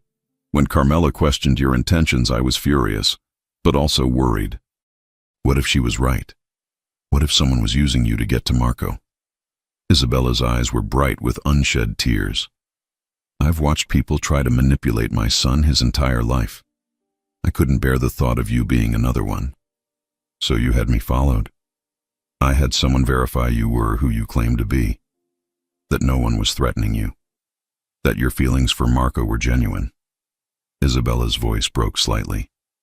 "I know it was wrong. I know I violated your privacy. But I was trying to protect both of you." "From what?" Zoe demanded. "I'm not a threat. I'm not manipulating him. I'm just in love with him. I know that now. The reports made it very clear." Isabella pulled out a folder, slid it across the desk. "Everything we collected, I'm giving it to you. You can destroy it, keep it, whatever you want. It's yours." Zoe opened the folder. Photos of herself, going to work, meeting Kelsey for coffee, entering Marco's building. Detailed notes about her daily routine, her finances, her background check. It was violating, invasive, and somehow, in Isabella's twisted way, protective. "This is insane," Zoe said finally. "You know that, right? This is absolutely insane." "I know. Normal mothers don't hire private investigators to stalk their sons' girlfriends. I've never claimed to be normal." Marco made a frustrated sound. She's right, though." Zoe looked at Isabella. "You did this because you love him. In a completely inappropriate, boundary-violating way, but love." Isabella nodded, tears finally spilling. "He's my only child, my whole heart. And after losing his father, after watching him struggle to build something good out of something terrible, I can't lose him to someone who doesn't really see him." "I see him," Zoe said firmly. "I see him clearly, and I love what I see. I know that now. The investigators' reports made it painfully obvious." Isabella wiped her eyes. "You have lunch with your mother every Sunday and send her half your paycheck. You work 16-hour days on this gala because you want it to be perfect for Marco, not for yourself. You read the same book 3 times because it's his favorite, trying to understand why he loves it." Her voice softened. "You're real, and you love my son the way he deserves to be loved." Zoe felt her own eyes burning. "Then why does it feel like I'm constantly being tested?" "Because you are. Not by me anymore. I'm done testing. But by this world, by this life, by everyone who wants to use Marco for their own purposes." Isabella leaned forward. "If you're going to be part of this family, you need to understand. People will always question you, always assume you have ulterior motives. It's exhausting and unfair and constant. I can handle it. Can you?" Isabella's gaze was penetrating. "Can you handle photographers following you? Business rivals using you to get to Marco? People from the old world trying to hurt him through you? Because that's what this life means." Zoe looked at Marco. He was watching her with an expression that broke her heart. Hope and fear and love all tangled together. "Yes," she said firmly. "I can handle it, because he's worth it." Marco crossed the room, pulled her into his arms. "You don't have to." "I want to. I choose this. I choose you. All of it." Isabella stood. "Then I'll leave you two alone. But Zoe, thank you for loving him, for staying even when we make it impossible." She moved to the door, paused. "And I truly am sorry. I won't interfere again." After she left, Zoe and Marco stood in silence for a long moment. "Your family is a lot," Zoe finally said. "I know. If you want to run, I'd understand." "I'm not running." She pulled back to look at him. "But we need ground rules. With your mother. With your family. Clear boundaries." "Agreed. Whatever you need. I need you to trust that I can handle things. Not send your mother or security or anyone to protect me without asking. That's going to be hard for me. I know, but necessary. She kissed him softly. We're partners, Marco. That means you don't get to make all the decisions about my safety or my life. Even if I'm terrified of losing you? Especially then. He nodded slowly. Okay, partners. Equal decision-making. I'll try. That's all I ask. The next week passed in a blur of final gala preparations. The mysterious texter went silent. Isabella's PI had apparently scared them off when they realized someone was watching back.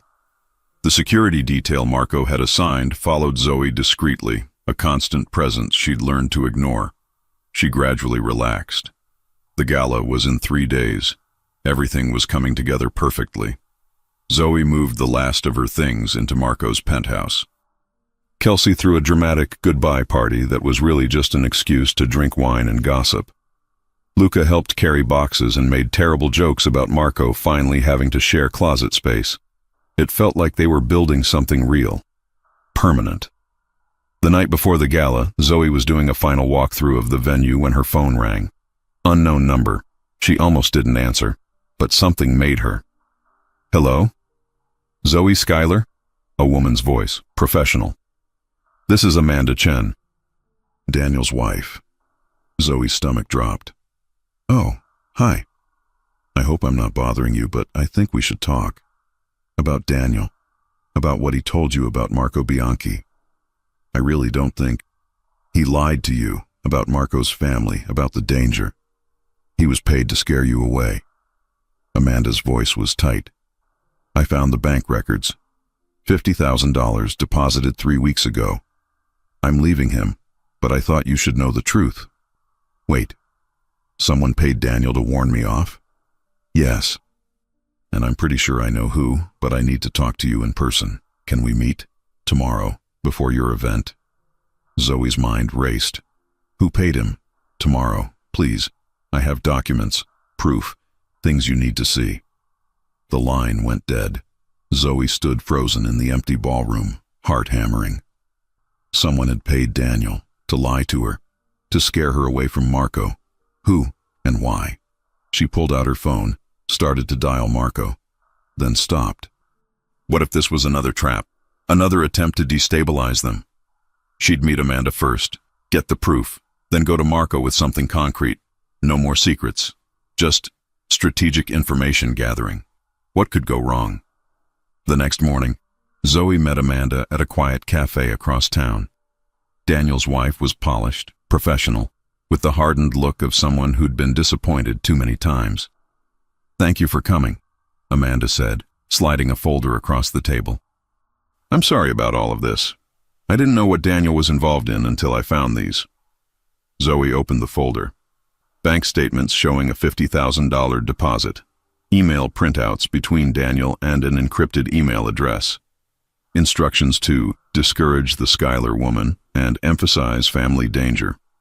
Do you know who sent these? Zoe asked. The emails are encrypted, but I had a tech friend trace them. They originated from a firm that represents several families in... Amanda hesitated. In circles connected to Marco's father's old world. People who worked with the Bianchi family years ago. Zoe's blood went cold. Why would they want me gone? I don't know. But whatever you're involved in with Marco Bianchi, someone powerful wants you out of the picture. Someone with resources and connections. Have you told anyone else about this? Just you. And now I'm deleting everything and pretending I never saw it. I have kids, Zoe. I can't get mixed up in whatever this is. Amanda stood. Be careful. These aren't people who play fair. After Amanda left, Zoe sat with the documents, mind reeling. Someone from the old world. Someone who'd worked with Marco's father. Someone who saw her as a threat. But why? She pulled out her phone to call Marco. Zoe Schuyler. She looked up. A man stood beside her table. Older, silver-haired, wearing an expensive suit. His smile didn't reach his eyes. I'm sorry, do I know you? Not yet, but you should. He sat without invitation. My name is Vincent Castellano, Antonio's brother, and we need to have a very important conversation about your future with Marco Bianchi. Zoe's heart raced. I should call. Please don't. This conversation is better had privately. His voice was steel wrapped in silk. You're a lovely girl, smart, genuine, clearly smitten with young Marco. But you're also a problem. Excuse me? Our families have been negotiating a more comprehensive partnership, one that would be greatly strengthened by a marriage alliance between our children. He smiled coldly. Between Marco and my niece Sofia. Zoe remembered Sofia, quiet, beautiful Sofia Castellano from the dinners. Marco and I are together, for now, but you're a temporary comfort, a distraction. Vincent leaned forward. Marco has responsibilities, to his family, to our business arrangement, to building something that honors his father's memory. We paid Daniel Chen to scare you off thinking you'd see reason. Obviously that didn't work, so now I'm asking directly, how much do you want to disappear quietly? Fury burned through Zoe's shock. I'm not for sale. Everyone's for sale. It's just a matter of price. Not me, and not Marco. She stood, grabbing her bag. Your plan failed. Marco loves me. I love him. And whatever arranged marriage you're planning, he'll never agree to it. Vincent's expression hardened. Then you're putting him in a very difficult position, one that might force us to reconsider our entire business relationship. Millions of dollars, dozens of jobs, his mother's financial security, all at risk because he chose a girl who doesn't understand our world. The words hit like a slap, but Zoe held her ground. If your business relationship depends on controlling his personal life, then maybe it's not worth having. She walked out before he could respond, hands shaking so hard she could barely dial. Marco answered on the first ring. Zoe, what's wrong? Where are you? Office. What happened? I'm coming to you. Right now. We need to talk. She made it to his building in 15 minutes, practically ran to his office. Marco met her at the door, took one look at her face, and pulled her inside. Talk to me. She told him everything. Amanda, the documents, Vincent Castellano's ambush. Marco's expression went from concern to fury to something cold and dangerous. Vincent approached you, directly. He said they want you to marry Sofia, that our relationship is jeopardizing some business deal, that he paid Daniel to scare me off. Son of a bitch. Marco pulled out his phone, dialed. Antonio, we need to talk. Now. Your brother just threatened my girlfriend and admitted to paying someone to harass her. A pause. I don't care about the meeting. Get here. This is more important. He hung up, turned to Zoe. I'm ending this. The Castellano partnership, all of it. If they think they can manipulate me through you, Marco, wait, think about this. There's nothing to think about. They crossed a line. But what if he's right? What if walking away costs your company millions? Costs people their jobs? Then I'll find another way. I always do. He cupped her face. But I won't sacrifice you. Not for any deal, any amount of money, any business relationship. You are more important than all of it. Tears stung her eyes. You'd really give up that much? In a heartbeat. He kissed her softly. You're my priority. Always. A knock interrupted them. Luca entered, face grim. Antonio Castellano is here, with Sofia and Vincent. They're demanding to see both of you. Marco and Zoe exchanged glances. Showtime, Marco said, taking her hand. Ready? Not even a little bit. Good. Neither am I, but we're doing this anyway. They walked together to the conference room, hand in hand, united.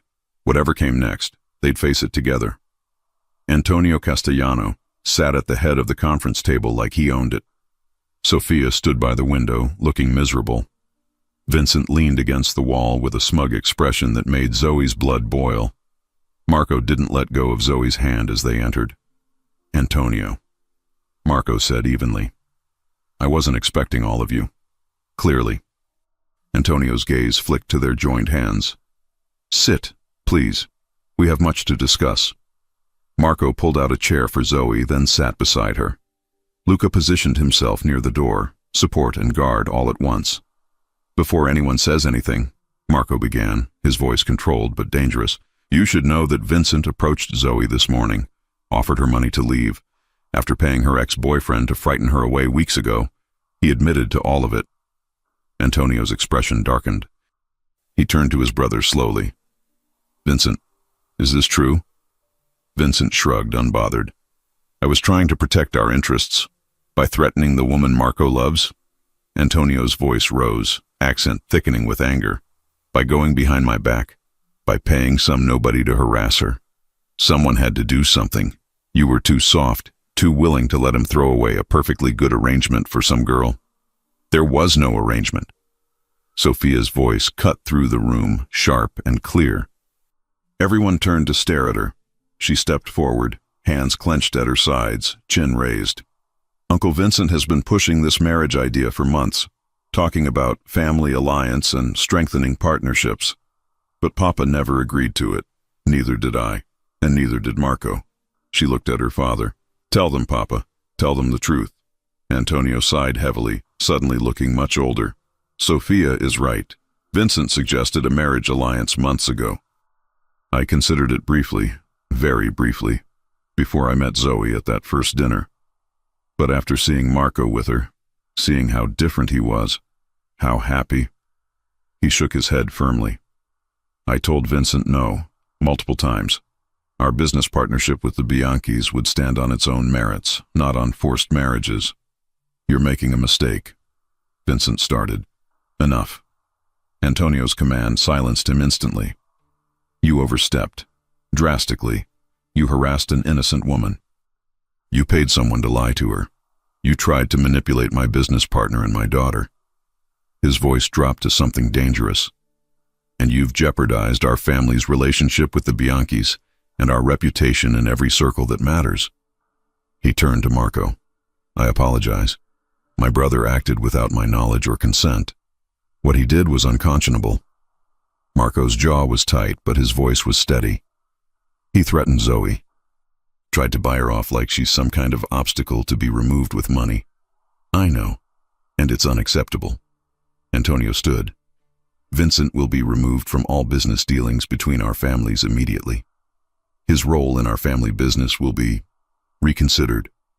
The weight behind that word made Vincent pale slightly. If you wish to end our partnership entirely, I'll understand and respect that decision. The room fell silent. This was it, Marco's chance to walk away clean, to cut ties with a family that had tried to manipulate him. Zoe squeezed his hand gently. Marco looked at her, something unspoken passing between them. Then he turned back to Antonio. I don't want to end our partnership. You've been fair, honest, and supportive. You've given me the credibility I needed to move forward. He paused. But this can't happen again. No more interference in my personal life. No more schemes or arrangements or attempts to control who I love. And Vincent stays away from both of us. Completely. Agreed. You have my word. Antonio extended his hand. And Vincent's actions will have consequences. I promise you that. Marco shook it firmly. Then he turned to Vincent, his voice dropping to something quietly lethal. Stay away from Zoe. Stay away from me. If you come near her again, business relationship be damned, you'll regret it. And that's not a threat. It's a promise. Vincent's smug expression had vanished entirely. He looked between Marco and Antonio, realized he had no allies left in the room, and nodded once, stiffly. We're done here, Antonio said dismissively, and Vincent left without another word, his shoulders rigid with barely suppressed rage. Sophia approached Zoe hesitantly once her uncle had gone. I'm so sorry. I had no idea Uncle Vincent was doing any of this. If I'd known, I would have stopped him. It's not your fault, Zoe said gently, meaning it. But for what it's worth, I hope you find someone who chooses you freely, really chooses you. Not because of business or family pressure or arrangements. Sophia smiled sadly, but there was warmth in it. Thank you, and I hope Marco knows how lucky he is.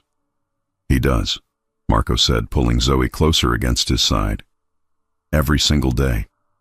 After the Castellanos left, Antonio clasping Marco's shoulder in a gesture of genuine respect, Sophia giving Zoe a quick, grateful hug.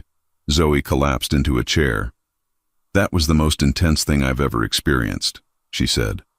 "Welcome to my life," Marco replied, but he was smiling slightly. "It doesn't get less complicated." "Good thing I like complicated." Luca laughed from the doorway. "You two are insane and perfect for each other." He checked his watch. "Also, you have a gala in exactly 6 hours. Might want to start getting ready." Zoe's eyes went wide. "Oh my God, the gala. I completely forgot about the gala." "How do you forget about the event you've been planning for 6 weeks?" Marco asked, amused. "Because I was too busy being threatened by business rivals and defending our relationship." But she was smiling, the tension finally breaking. "Come on. We have work to do." They spent the next few hours in controlled chaos. Final vendor confirmations, last-minute adjustments, Marco getting into his tuxedo while Zoe coordinated with the venue staff via phone.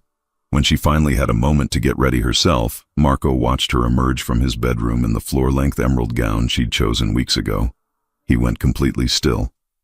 "You're staring," she said, adjusting her necklace, her grandmother's pearls, because some things were too important not to wear. "Can't help it.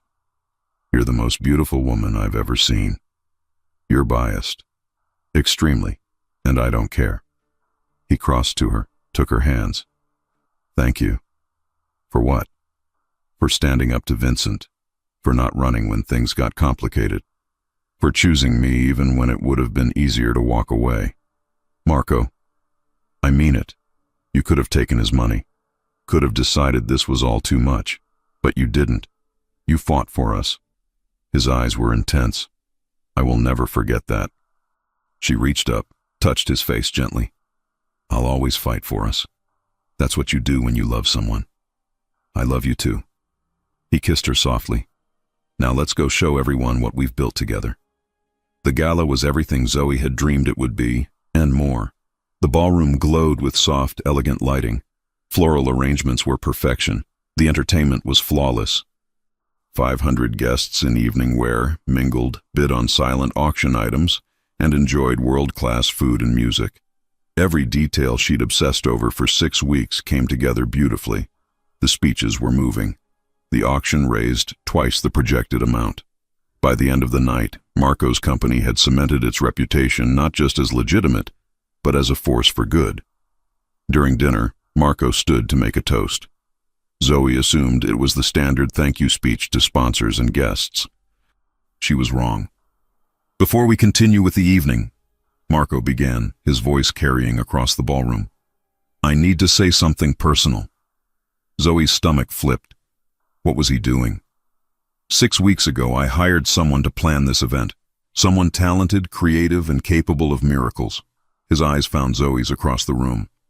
Someone who took a chance on me and my company when she could have played it safe. Who worked 16-hour days to make tonight perfect. Who believed in what we're building here. He came around the table, and Zoe's breath caught as he knelt beside her chair. But what I didn't expect was that she'd become so much more than an event planner. She'd become my partner, my best friend, the person I want to build a life with. He pulled out a ring box, and the entire ballroom fell silent. "Zoe Schuyler, we started in the most ridiculous way possible. My mother paying you to pretend to be my wife for one afternoon." Soft laughter rippled through the crowd. But somewhere along the way, pretending became the most real thing in my life. Tears were already streaming down Zoe's face. "I love you. I love your determination, your kindness, your refusal to let anyone, including me, push you around. I love how you take care of everyone but hate when people try to take care of you. I love that you make me want to be better than my father, better than anyone expects." His voice cracked slightly. "I can't promise you a simple life. My family's complicated, my past is messy, and there will always be people who question us. But I can promise you'll never doubt how much I love you, how much I choose you, every single day." The room was utterly silent, hundreds of people holding their collective breath. "So, Zoe Schuyler, will you marry me? For real this time?" Zoe couldn't speak, could barely breathe. She pulled him up, cupped his face in her hands, and through her tears, said the only word that mattered. "Yes, yes, Absolutely yes. The ballroom erupted in applause and cheers as Marco slid the ring, a stunning sapphire surrounded by diamonds, onto her finger and kissed her like they were the only two people in the world. When they finally broke apart, both laughing and crying, the celebration was deafening. Isabella appeared, sobbing happy tears, pulling them both into a hug. I knew it. From that first night, I knew. Ma, you paid her to pretend, Marco reminded her, but he was grinning. And look how well it worked out. Isabella was unrepentant, radiating joy. Best $10,000 I ever spent. Kelsey materialized next, screaming, practically tackling Zoe. Oh my God, oh my God, oh my God. Luca hugged Marco, then leaned close to murmur something that made Marco laugh and shove him away affectionately. Even Aunt Carmela appeared, pulling Zoe aside with surprising gentleness. You're good for him, dear. Don't let anyone, not Vincent, not anyone, tell you different. You belong here. The rest of the evening was a blur of congratulations, celebration, and joy. The gala continued around them, but Zoe and Marco existed in their own bubble, hands clasped, unable to stop smiling. As the last guests filtered out and venue staff began cleanup, Marco pulled Zoe onto the empty dance floor. Dance with me, fiancé, he said, and she loved the way that word sounded in his voice. They swayed together to silence. No music needed, just the two of them and the soft glow of lights being dimmed around them. This night was perfect, Zoe whispered. You made it perfect. The event, the moment, everything. We made it perfect, together. Marco kissed her temple, held her closer. 3 months, small ceremony, just family and close friends. Perfect. She looked up at him. And Marco? No more secrets from here on out, about anything. No more secrets, he agreed. Just us. Building something real. Something that started with the most ridiculous lie, and became the truest thing I've ever known. They stood together in the beautiful space Zoe had created, in the life they were building together, surrounded by evidence of what they could accomplish as partners. And for the first time in both their lives, everything felt exactly, perfectly right. 3 months passed in a blur of wedding planning, laughter, and building their life together.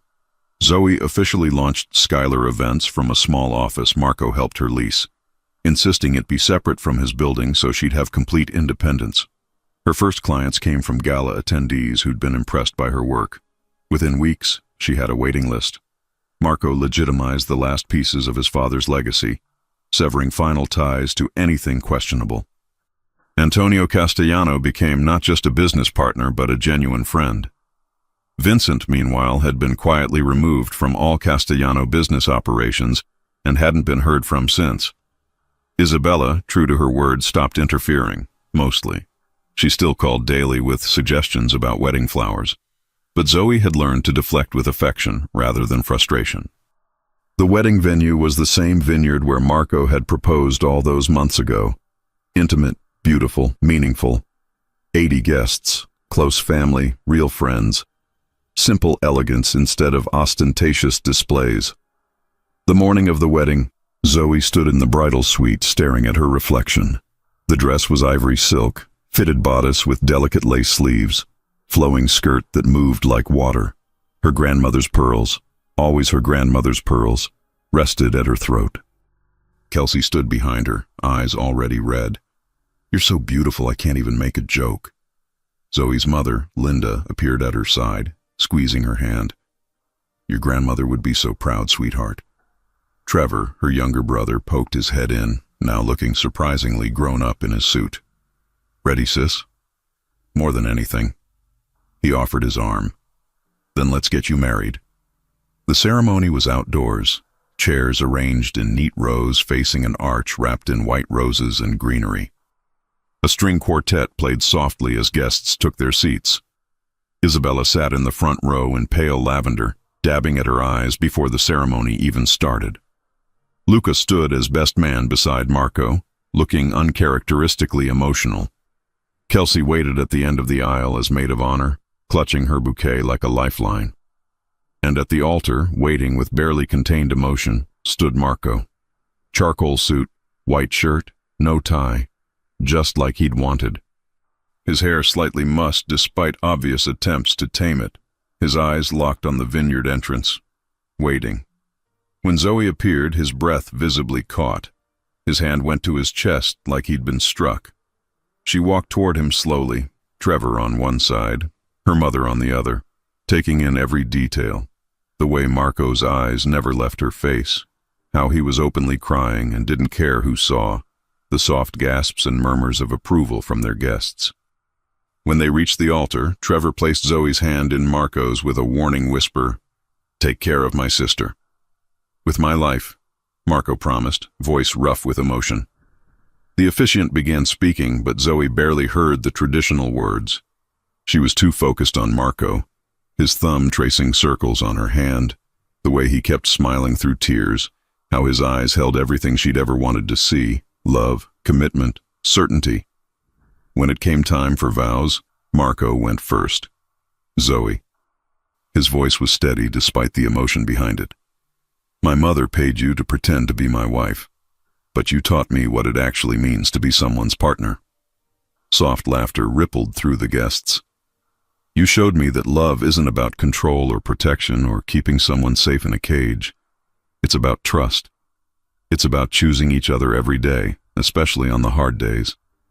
It's about being seen, really seen, and loved anyway." He paused, composing himself. "I promise to be your partner in everything, to listen when you need to be heard, to step back when you need to lead, to stand beside you, not in front of you." His voice cracked slightly. "I promise to love you when you're confident and when you're doubting yourself, when you're making magic happen and when you're burning coffee at 3 a.m. because you forgot it was on the stove." Zoe laughed through her tears.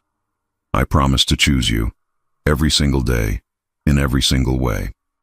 Today, tomorrow, and every day after." Tears streamed freely down Zoe's face now. When the officiant nodded to her, she took a shaky breath. "Marco, when your mother sat down at my table 6 months ago, I thought it was the weirdest moment of my life." She smiled through tears. "Turns out it was the best moment of my life. I just didn't know it yet." More laughter, this time mixed with sniffles from the audience. "You saw something in me that I didn't see in myself.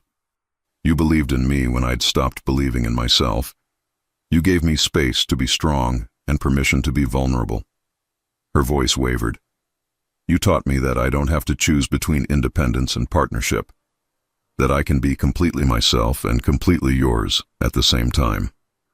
Marco's grip on her hands tightened. "I promise to be your partner, not your project, to challenge you when you need it and support you always. To build dreams with you, weather storms beside you, laugh with you until we can't breathe." She paused, meeting his eyes fully. "I promise to love you, not the image everyone expects, not the name or the legacy, but you, the man who burns coffee and reads the same book 5 times and calls his mother every Sunday even when she drives him crazy. The real Marco, today, tomorrow, and every day after." The officiant smiled, clearly moved. "By the power vested in me, I now pronounce you husband and wife. You may—" Marco didn't wait. He pulled Zoe into his arms and kissed her deeply, thoroughly, while their guests erupted in applause and cheers.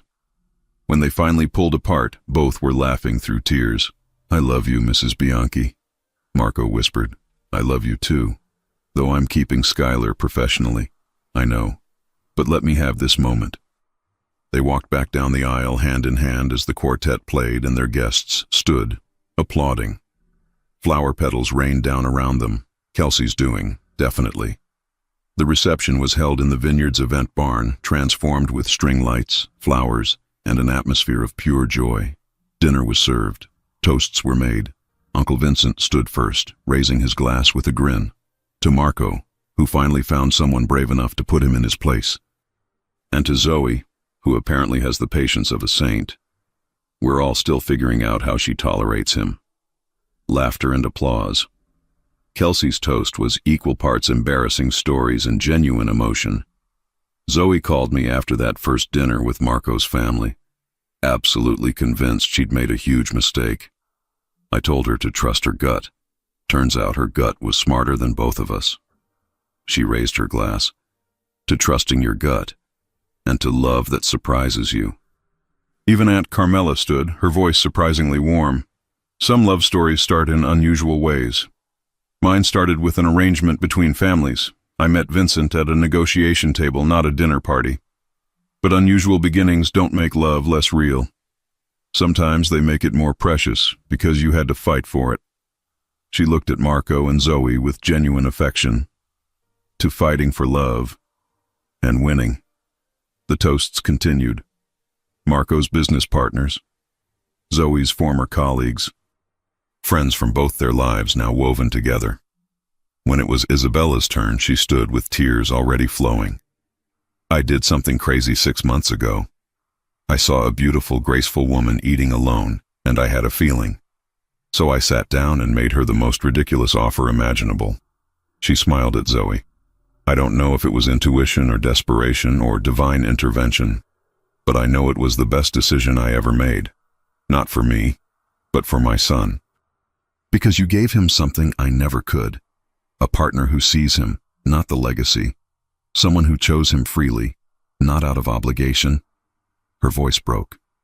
Thank you for loving my boy, and thank you for letting me be part of this beautiful story. There wasn't a dry eye in the room. The first dance was to an old jazz standard Marco had played for Zoe months ago during one of their late-night conversations. They swayed together, unbothered by the crowd watching, focused only on each other.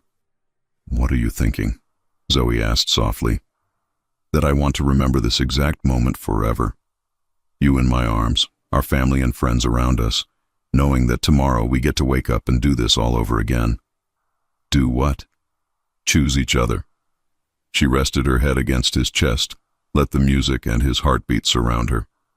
Best choice I ever made. Mine too. The evening continued with dancing, laughter, and joy. At one point, Zoe found herself swept into a dance with Uncle Vincent, who told her stories about young Marco that made her laugh until she cried. Marco danced with Isabella, who whispered something that made him hug her tightly.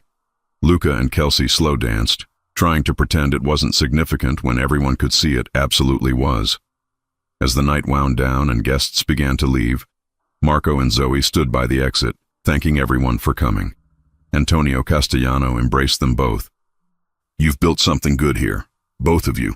Don't let anyone tell you otherwise. Sophia hugged Zoe tightly. I'm so happy for you. This is what it's supposed to look like. You'll find it too, Zoe assured her. I hope so. Finally, it was just family left.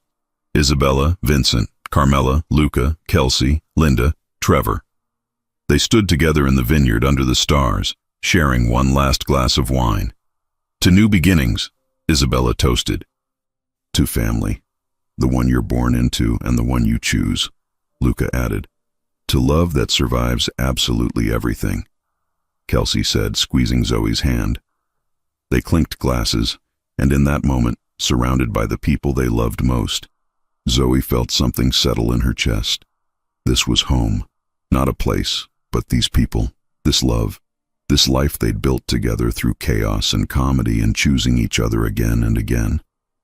Marco pulled her aside as the family began to disperse, leading her to a quiet corner of the vineyard where they could see the stars. Happy? He asked. Deliriously. No regrets? Not a single one. She turned in his arms. Do you ever think about that first night, when your mother ambushed me? All the time. Do you think we would have met without her interference? Marco considered. Probably not. We moved in different worlds. I would have stayed closed off, convinced I didn't have time for relationships. You would have kept working yourself to exhaustion, too practical to take chances on anything that seemed too good to be true. So we owe her everything. Don't tell her that. She'll never let us forget it. Zoe laughed. True. She's already taking credit for our entire happiness. She kind of deserves it, though. Marco pulled her closer. 6 months ago, I was miserable, alone, convinced I'd never find someone who wanted me and not just what I represented. Then my mother hatched her ridiculous scheme and you walked into my life.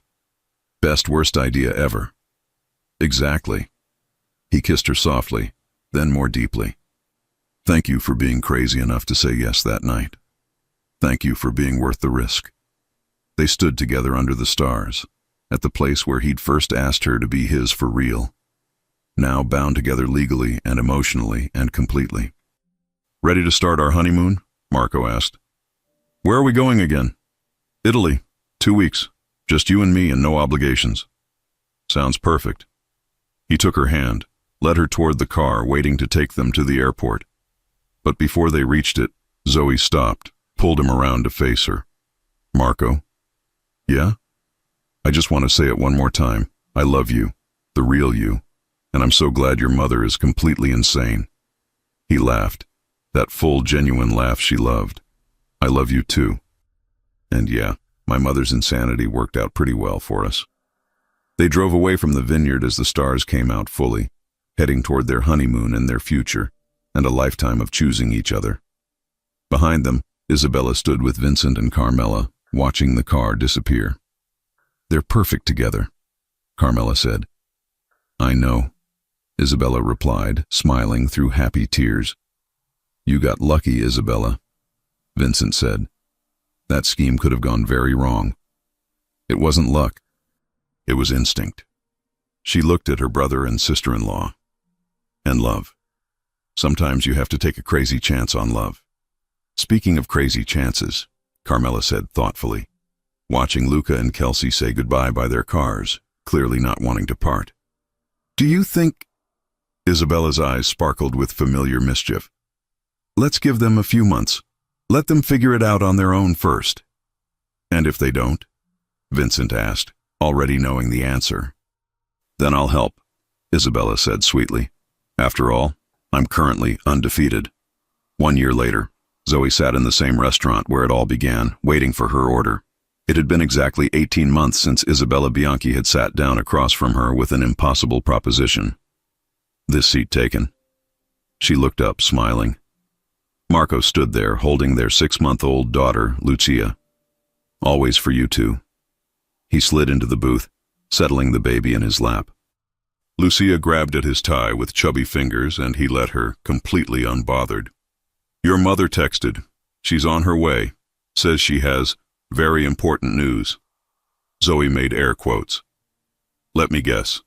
She's starting a matchmaking service? Marco, don't give her ideas. With her success rate, she'd make a fortune. As if summoned, Isabella swept into the restaurant, immediately making a beeline for their table. She scooped up Lucia, cooing in Italian, pressing kisses to the baby's face. Once she'd settled in, Marco gave her a look. So, what's the emergency? Isabella's eyes sparkled with barely contained mischief. I was having lunch here last week, and I saw the most lovely young woman eating alone. Very professional, very kind to the staff, and I thought, no, Marco, darling, Luca really needs... Absolutely not. You're not doing this again. But Isabella was already waving to someone across the restaurant. A dark-haired woman in a police uniform approached hesitantly, looking confused but curious. Zoe, Marco, this is Detective Sarah Mitchell. Sarah, these are my son and daughter-in-law. They have a wonderful story about how they met that I was just telling you about. Zoe caught Marco's eye. He was trying not to laugh. Here we go again, Zoe murmured. Should we warn her? Marco whispered back. They watched as Isabella launched into her matchmaking spiel, as the detective's expression shifted from confusion to intrigue, as Luca, summoned by Isabella via text, no doubt, walked through the door looking resigned to his fate. Nah, Zoe decided, grinning. Let's see how this plays out. Because if her own story had taught her anything, it was that sometimes the craziest plans led to the most beautiful endings. And Isabella Bianchi's track record was now officially undefeated. She watched as Luca caught sight of the detective, as something shifted in his expression, as Isabella beamed with the satisfaction of someone who knew exactly what she was doing. Zoe leaned into Marco's side, daughter between them, surrounded by the family they'd built from that one crazy proposition. Think they'll fall for it? Marco asked quietly. If they're anything like us? Zoe smiled. They won't stand a chance.